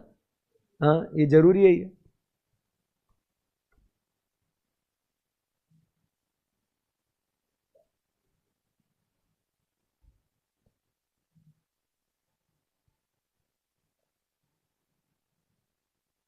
ठीक है, आगे बढ़ सकते हैं यहां से? चलिए, सो फर्स्ट पॉइंट आपको समझ में आ चुका है। सेकेंड पॉइंट, अभी फर्स्ट एग्जाम्पल होने के बाद क्या बोलता है? Information that brings into question about of the question the reliability of documents and responses to inquiries to be used as audit evidence. Information, ध्यान से पढ़ना, इंफॉर्मेशन मिली आपको that brings about what? The question the reliability of documents. ऐसी जानकारी मिली आपको जिसके हिसाब से आपको लगता है कि यार ये जो डॉक्यूमेंट्स मेरे को प्रोवाइड करेगा है ना, ये रिलायबल नहीं है यार। ऐसा आप समझिए बात को कि मेरे को जो है ना परचेस इनवॉइस दिख रहा है मेरे को, हमने जो परचेसिंग किया है, मतलब जब हम लोग क्लाइंट प्लेस पे जाते हैं, ऐसा बहुत सी बार होता है कि हम लोग अलग अलग वेंडर्स से लिस्ट होती है, हम लोग ने परचेसेस किए हुए होते हैं ऐसे, और मेरे पास इनवॉइसेस है, परचेसेस बुक करा हुआ है, ठीक है, और मैनेजमेंट ने सारा दिया। एक आध बार क्या हुआ, हम लोग लंच पे बैठे थे अकाउंटेंट के साथ, तो वो लंच के ऊपर बैठे थे अकाउंटेंट के साथ। वो अकाउंटेंट को मैंने यूं ही पूछा, क्या यार वो आजकल वो महेश एंटरप्राइजेस से आजकल आप लोग ज़्यादा परचेसिंग नहीं कर रहे यार, मतलब पहले हुआ करता था बिलिंग और अभी इस बार बहुत कम परचेसिंग है। तो अकाउंटेंट ने बोलते थे, अरे क्या सर, वो ऑर्गेनाइजेशन ही बंद हो गया हो, क्या परचेसिंग करेंगे उससे। अलर्ट, दिमाग की घंटी बजी ना भाई। अब ऑर्गेनाइजेशन ही बंद हो गया तो ये बिल कहां से आया? समझ में आया क्या आपको? सो यू गेट दी, अभी क्या है तुम्हारे पास बिल है तो तुम तो बिल पे यकीन रखोगे ना। There is no other reason to doubt that invoice. समझ में आएगा आपको? बट अब आप क्लाइंट के ऑडिट कर रहे हो और वो साला क्या बोल रहा है, ऑर्गेनाइजेशन ही बंद हो गया, तो अभी अवगढ़ विषय। फिर क्या हो गया भाई? दिमाग की घंटी बजी ना, लेकिन मैनेजमेंट को जाके पूछने का ये बिल कहां से आया? साले झूठे बिल बना रहे हैं यहां पे, it indicates a possible misstatement ना। तो वो बोल सकते हैं सर वो बंद होने के पहले हमने है ना वो डिस्ट्रेस परचेस करा था उससे स्टॉक क्लियरेंस में। हो सकता है ना ऐसा। हम ये थोड़ी बोलेंगे कि भाई ये तो फ्रॉड ही है करके, बट वो क्या बोलेगा, सर वो ऑर्गेनाइजेशन बंद कर रहा था, हम उनसे वैसे भी खरीदते थे, तो उसको दुकान बंद करनी थी तो हमने क्या कर लिया, सस्ते में उठा लिया उसका माल, पूरा स्टॉक खरीद लिया सर। हाँ तो हो सकता है ना कि एक ही बिल हो करके, तो बात सही हो गई ना ये तो ऐसा वो ध्यान में रखने का। So information that brings into what? The reliability of the documents and the response to inquiries to be used as what? Audit evidence. अब मैंने जो इंक्वायरी करी ना वो अकाउंटेंट से, वो इंक्वायरी में यूज करेगा एज ऑडिट एविडेंस, क्योंकि मेरे को डाउट क्यों आ रहा है वो डॉक्यूमेंट पे? क्योंकि मैंने उससे पूछा, उसने ये मेरे को बताया, इसके लिए मेरे को क्वेश्चन मार्क है इसके ऊपर। भाई ऐसे थोड़ी बोल रहा हूं मैं, पागल हूं क्या मैं? लिखा क्या आपने एग्जाम्पल? महेश एंटरप्राइजेस। आप कुछ भी नाम लिख सकते हो, ऐसा कोई जरूरी नहीं है। किसका धंधा बंद करना है आप उसका लिख दो, मेरा नाम मत लिखना बस।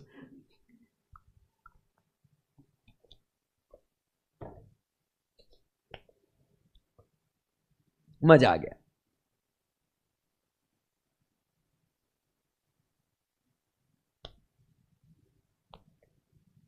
तो बिल जो था उसके ऊपर कैसा क्वेश्चन मार्क आया वो। नाउ कंडीशंस दैट में indicate what? Possible fraud. Conditions that में इंडिकेट व्हाट? Possible fraud. अभी जैसा क्या हुआ, ध्यान से सुनना, ऐसा अलर्ट रहने का मतलब अभी क्या है? कंडीशन दैट में इंडिकेट पॉसिबल फ्रॉड, हमने परचेसिंग दिखाया, हमने 31 मार्च को परचेस इनवॉइस दिख रहा है हमको, बराबर कि नहीं? Goods purchased. ये साला जीआरएन में एंट्री नहीं ना रे भाई। I am not saying it is a fraud, but 31 मार्च को तुमने फिक्टिशियस बिल बुक करा होगा ना, अगर परचेस किया है जीआरएन में गुड्स रिसीव्ड का एंट्री होना चाहिए कि नहीं? स्टोर लेजर में एंट्री होना चाहिए कि नहीं? परचेस का बुकिंग कर लिया, जीआरएन में एंट्री किधर है? उसका क्रॉस रेफरेंसिंग होना चाहिए भाई। कुछ तो गड़बड़ है। There is a condition that indicates that there is a possible fraud करके। बराबर है कि नहीं? तो ऐसा अपन ने क्या कर लेने का, तुरंत उसको फिर क्वेश्चन करने का कि भाई अगर परचेस बुक किया तो जीआरएन में एंट्री क्यों नहीं है तेरी? समझा बात को? ऐसा बहुत से लोग 31 मार्च को अभी देखना आएगा ना, अभी क्या करेंगे लोग मालूम है क्या? फिर पेमेंट्स दिखाते हैं, विड्रॉल दिखाएंगे, कैश का विड्रॉल दिखाएंगे, पेमेंट्स निकालेंगे। वो लोग बोलते ना अरे अभी ईयर एंडिंग की गड़बड़ चालू है, अभी अभी गड़बड़ चालू है, मतलब गड़बड़ी करते हो लोग। देखना हो कभी भी क्लोजिंग चालू है, क्लोजिंग, क्योंकि once the year is over, financial year is over, then they can not do the entries ना। So they have to start the planning कि कितना प्रॉफिट कितना क्या। जब दिसंबर में वो लोग एडवांस टैक्स भरते हैं ना, दिसंबर में भरते हैं ना थर्ड क्वार्टर का, तब आइडिया आ जाता है कितना टैक्स गया कितना नहीं। फिर अगले 3 महीने जो नेक्स्ट क्वार्टर है उसका फिर पूरा कितना प्रॉफिट कितना दिखाना है, मैनेज करना है, वो हिसाब से कौन से फर्म में पैसा लेने का किधर नहीं, ये सब काम चालू रहता है। So you have to be very alert. So condition that में इंडिकेट व्हाट, पॉसिबल फ्रॉड्स। सही है एकदम। नेक्स्ट, ए तुम एग्जाम्पल लिख रहे कि नहीं? हाँ ऐसा सुन रहा हूं, मजा आ रहा सर, बहुत भारी बोल रहे सर आज, ऐसा नहीं। ठीक है आगे, circumstances that suggest the need for audit procedures in addition to those required by SS। और कोई कभी आपको लगता है कि और डिटेल में चेक करना चाहिए तो any other procedures as may be required depending upon case to case basis। Clear एकदम? यस। सो ये क्या हुआ, professional skepticism includes being alert to this. तो एग्जाम्पल समझ में आ गया आपको? अब उसमें वो क्या बोलता है, नेक्स्ट पॉइंट फोकस करने का, ये एग्जाम्पल समझ में आ गया। अभी ये नेक्स्ट क्वेश्चन अलग से, ये बहुत सी बार एग्जाम में क्वेश्चन है, ये मॉड्यूल में भी आपको इसके ऊपर क्वेश्चन मिलेगा आपको, कि अगर आप प्रोफेशनली अलर्ट रहोगे, सो वो क्या बोलता है, throughout the audit is necessary to reduce the risk of, कौन सी रिस्क कम होगी उसके बारे में बात होगी। अगर आप थ्रू आउट द ऑडिट अगर अलर्ट रहोगे तो which risk you can reduce, which risk you can reduce if you are alert, if you are alert, तो आप कौन सी रिस्क कम कर सकते हो? Number 1, risk of overlooking unusual transactions और सर्कमस्टेंसेस। अनयूजुअल सर्कमस्टेंसेस को ओवरलुक, ओवरलुक मतलब नजरअंदाज,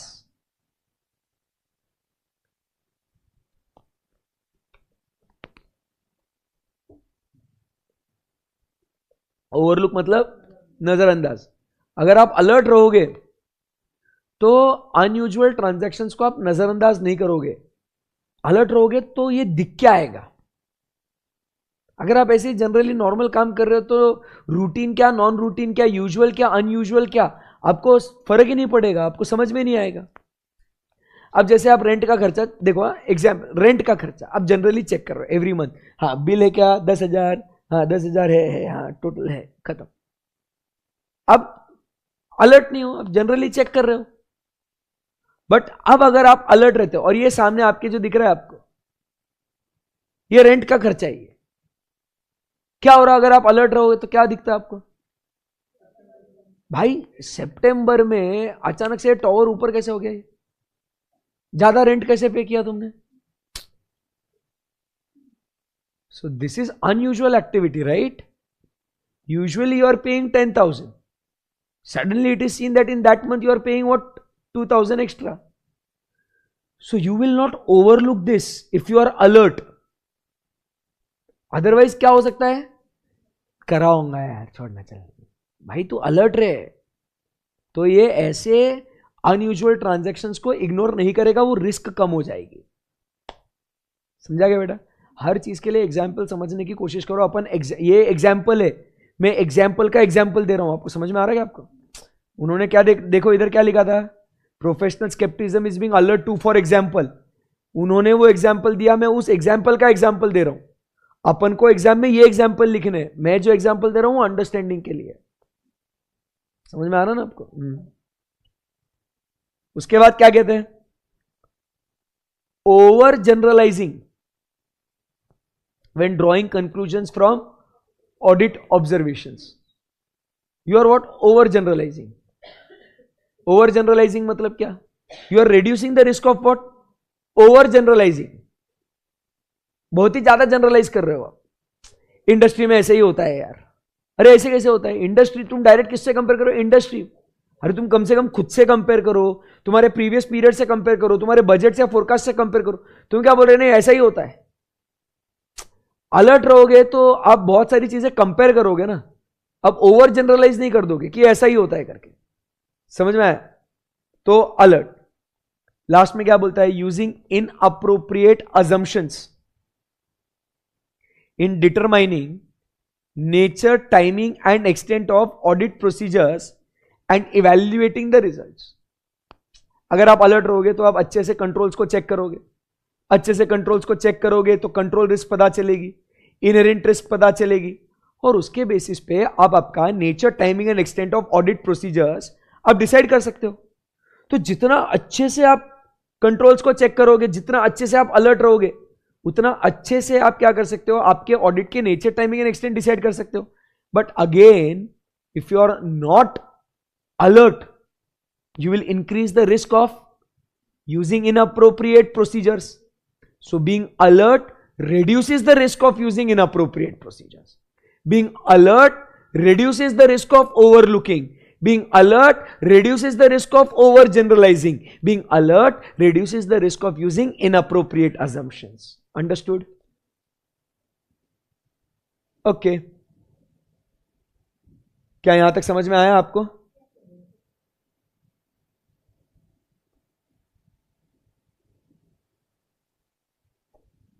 आगे बढ़े. अभी ये 3 हेडिंग्स आप लिख के रखो बुक में कि प्रोफेशनल स्केप्टिज्म किसके लिए यूज होता है. असेसमेंट ऑफ ऑडिट एविडेंस, जो हमने ऑलरेडी ऊपर हेडिंग में पढ़ा था कि एक हमने क्या बोला था कि we have to being alert to that indicates what, potential और पॉसिबल मिसस्टेटमेंट और possibility of fraud and critical assessment of audit evidence. ऐसा लिखा था ना. तो यहां से ऊपर का जो पार्ट था वो पॉसिबिलिटी ऑफ मिसस्टेटमेंट के लिए था. वो अभी सेकंड क्या है? Critically assess the audit evidence. समझा क्या बात को? फिर reliability of information second point लिखो. और अलर्ट रहने के लिए you have to also consider your past experience.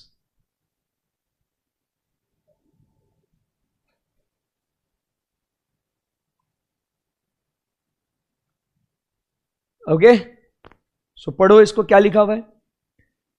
Professional scepticism is necessary to the critical assessment of audit evidence. बराबर है कि नहीं? कि ऑडिट एविडेंस रेलेवेंट, रिलायबल है या नहीं है, आपको पता कैसे चलेगा? जब तक आप उसको अच्छे से इवैल्यूएट नहीं करोगे. Considering the sufficiency and appropriateness of audit evidence. समझो बात को. आपको ऑडिट एविडेंस मिला, बट सिर्फ ऑडिट एविडेंस को है ऑडिट एविडेंस और उसको रख देंगे, ऐसा थोड़ी चलेगा यार. आपको देखना पड़ेगा ना कि वो ऑडिट एविडेंस रेलेवेंट है, रिलायबल है या नहीं है, वो देखना पड़ेगा ना. बोलो हाँ या ना. सो रिलायबिलिटी कैसे चेक करेंगे कि वो ओरिजिनल है या फोटोकॉपी है? बराबर है कि नहीं? वो भी देखना पड़ेगा आपको. देखो वो एग्जाम्पल पढ़ो. क्या लिखा हुआ है? पढ़ो पढ़ो एग्जाम्पल, इजी एकदम.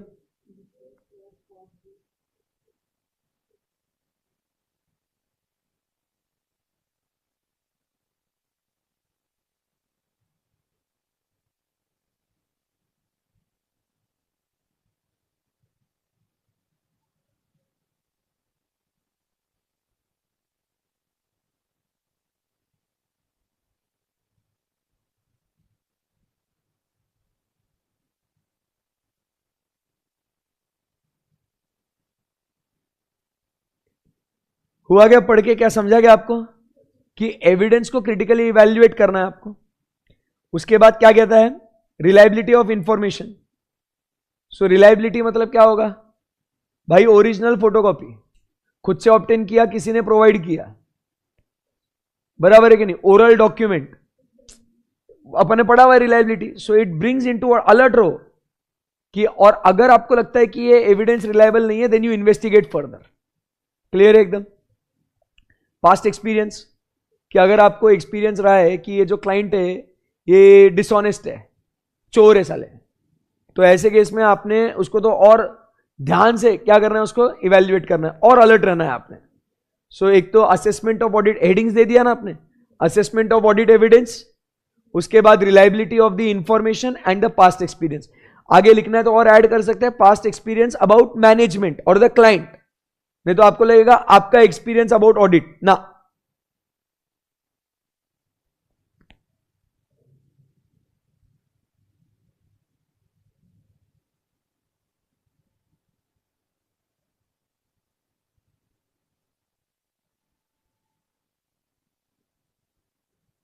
गुड,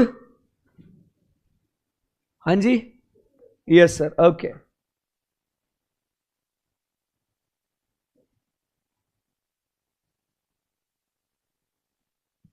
बेस्ट है, लिखो।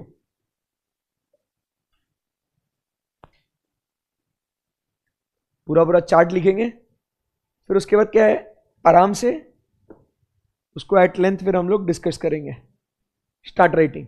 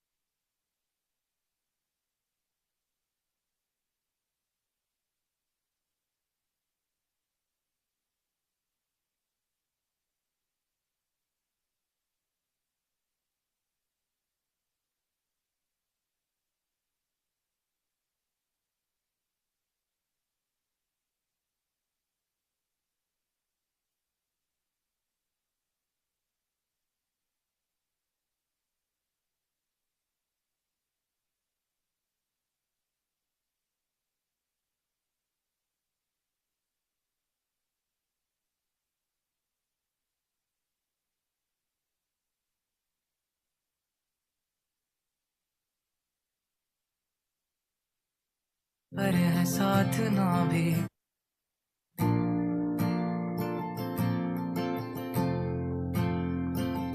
हाँ, हाँ।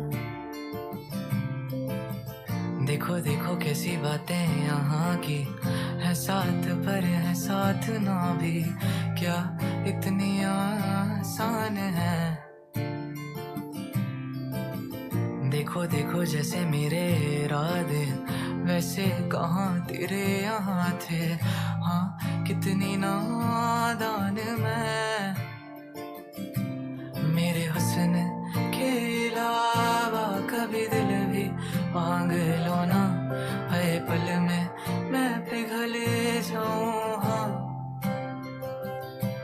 अब ऐसा ना करो कि दिल जुड़ ना पाए। पहले क्या लिखेंगे आप लोग? तेरी बातों से बिखर जाऊं। हाँ ये हो गया ना आपका ऐसे 210 वहां से। फिर पहले प्री कंडीशन पूरा पूरा लिखेंगे, फिर कॉमन अंडरस्टैंडिंग वो वाला लिखेंगे, है ना? नहीं तो फिर क्या हो जाएगा, सब अलग अलग इसमें रहेंगे। माना जमाना है दीवाना, इसीलिए तूने ना जाना। तेरे लिए मैं काफी हूँ। देखो देखो ये जमाने से थक कर आते हो क्यों मासूम बनकर। तेरे लिए मैं क्या ही हूँ। फिर आते क्यों यहाँ करने आँखों में हो बारिश। अब आए तो ठहर जाओ ना, और पूछो ना जरा मेरे दिन के बारे में भी। बस इतने में संभल जाऊं। हाँ एक दिन कभी कोई जब भी पढ़े कहानी तेरी, लगता मुझे मेरे नाम का जिक्र कहीं भी होगा नहीं।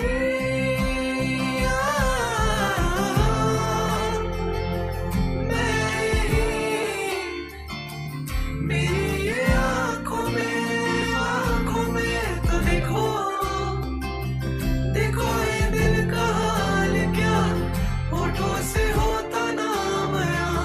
मेरी ये आँखों में तो देखो, कैसा नसीब है मेरा मिलके बिना मुझे मिला।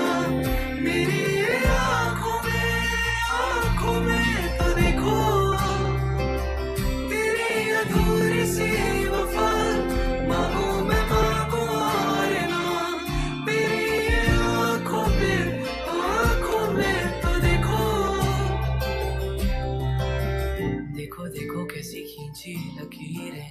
चाहे भी दिल तो भी ना जीते, मैं इस दौड़ में नहीं। देखो देखो कैसी बातें यहाँ की, बातें यही देखूं जहाँ भी। मैं इस दौर से नहीं।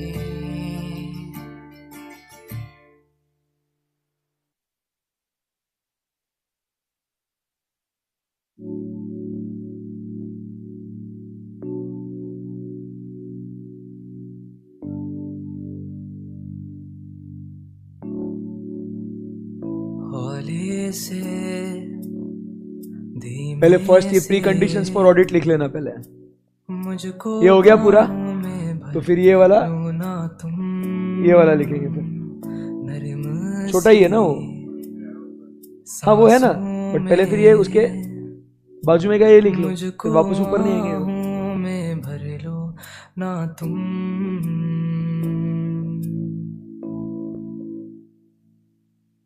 सुन जरा मेरे पास आ, अब बैठे हैं हम भी यहाँ दिल के दरमियाँ। बारिशें हैं तेरी ही बातों पे मैंने सजा ली है दुनिया यहाँ दिल के दरमियाँ। बारिशें अब तू आती है बुलाती है बिस्तर से यूं गिराती है कि सोऊं मैं बाहों में बस तेरी। हाँ, जब बारिशें बरसती हैं पागल जैसे थिरकती है तुम जैसी हो बस वैसी ही रहो।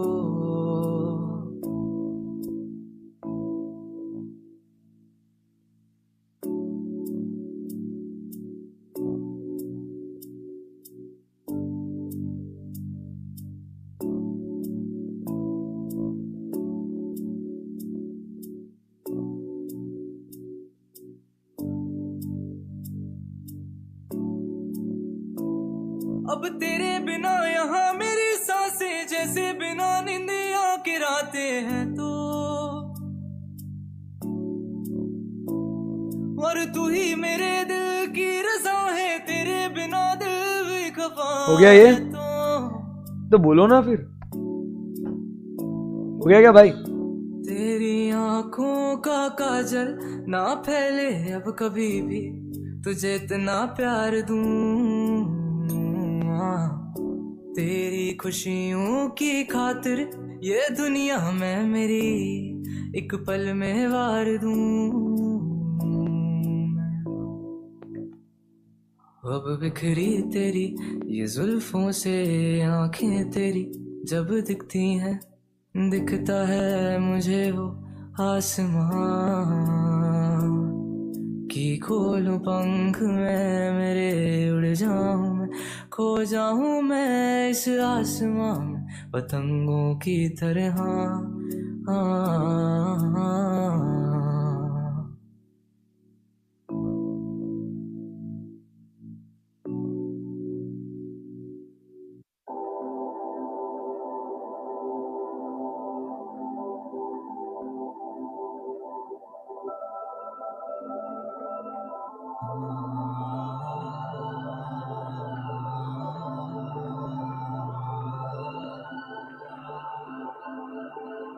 Too many wishes, too many mistakes that we made. For the sudden ये भी लिखना है। finding love in a hopeless place. करना था understand कि तुझे कोई सलचल में खो गए, चाहते तो कि तुझे का हम साथ था ना वक्त का साथ रह गए। हम तुम इतना कुछ सीखे और सिखाए थे, इस दुनिया के जाल असली दिखाए थे, दिल अभी भी रखे उन लम्हों की ख्वाहिश जो सोबत ने तुम्हारी दिखाए थे। जुदाई ने तेरी कदर कराई, बेसब्र था दिल सब्र के रास्ते ले आई, नबवों ने तेज यही हकीकत थी, तेरे अश्कों का बहना मेरी इज्जत थी, मेरा कैसा गुरूर मैं समझ ना पाया, lost you and your love खोया रब का साया, हम समेटा चल पड़ा मैं गलियों में, ना मिले वो सुरूर तेरी कलियों में, जो मिला था मुझे और खिला था चमन, सूरत इतनी ऐसी थी कि मिट गए बरा, should have never taken you for granted, आधे moments तकलीफ काफी सारे थे frantic, आधे moments तकलीफ काफी सारे थे frantic, आधे moments तकलीफ काफी सारे थे frantic, आधे moments तकलीफ काफी सारे थे frantic, lost you and your love, now I'm tripping and lovesick.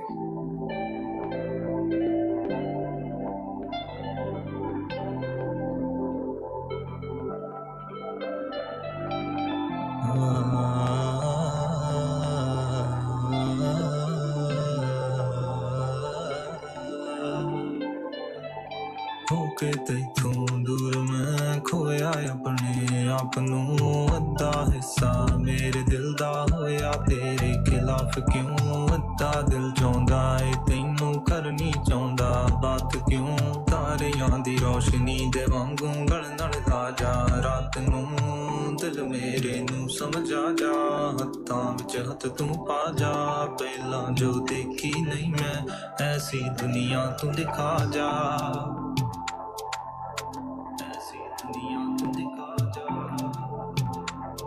आधे moments तकलीफ काफी सारे थे frantic, आधे moments तकलीफ काफी सारे थे frantic,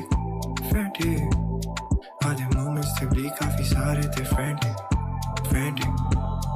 आधे moments तकलीफ काफी सारे थे frantic, lost you and your love, now I'm tripping and lovesick.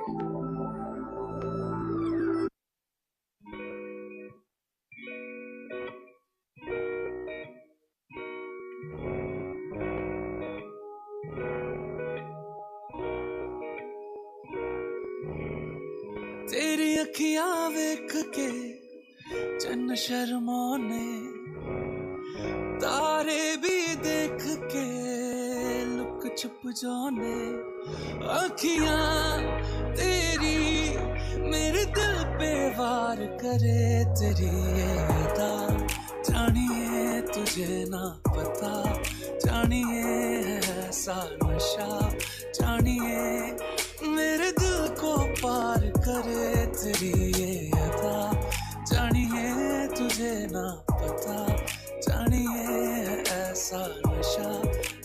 जानिए मेरे दिल को पार करे।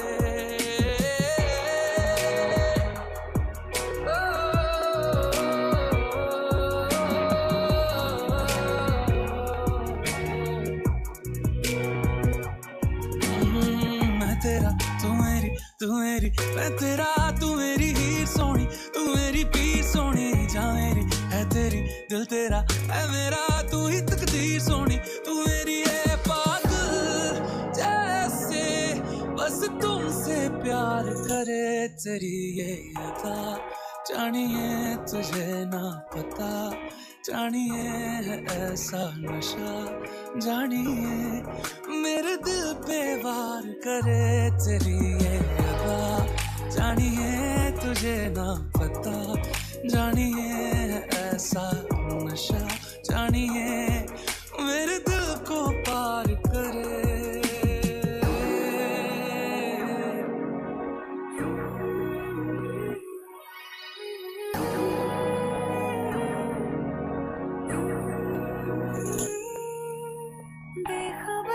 बेखबर है दिल ये नहीं जाना है, क्या है क्यों है क्या खबर है, मैंने क्या तुझे माना है। राजा हीर वाली बातें करना मैं पाऊं, पर इतना पता है मुझे हाँ, तेरा मुझे तकना यूं तेरे संग रहना लगे मेरा। ऑर्गेनाइजेशन एंगेजमेंट ओरिजिनल होगा, सॉरी ओरिजिनल इधर। जानिए तुझे ना पता, जानिए ऐसा नशा, unreasonable auditor shall not accept change in terms of engagement. हाँ ओरिजिनल। जानिए ऐसा नशा, जानिए मेरे दिल को पार करे। तेरी जानिए तुझे ओवर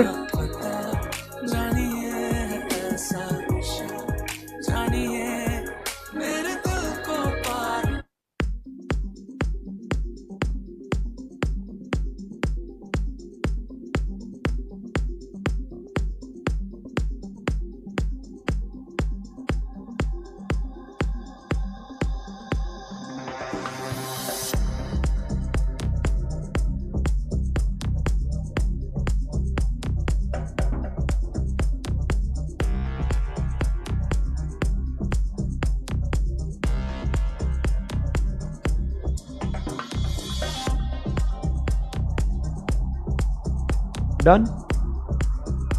लिखो लिखो, जिनका हो गया वो लोग जा सकते हैं। We are done for the day. क्या बेटे? Legal contractual obligations to report to those charged with governance. Reasonable वाला हो गया क्या सबका? इसको जुमाता हूँ।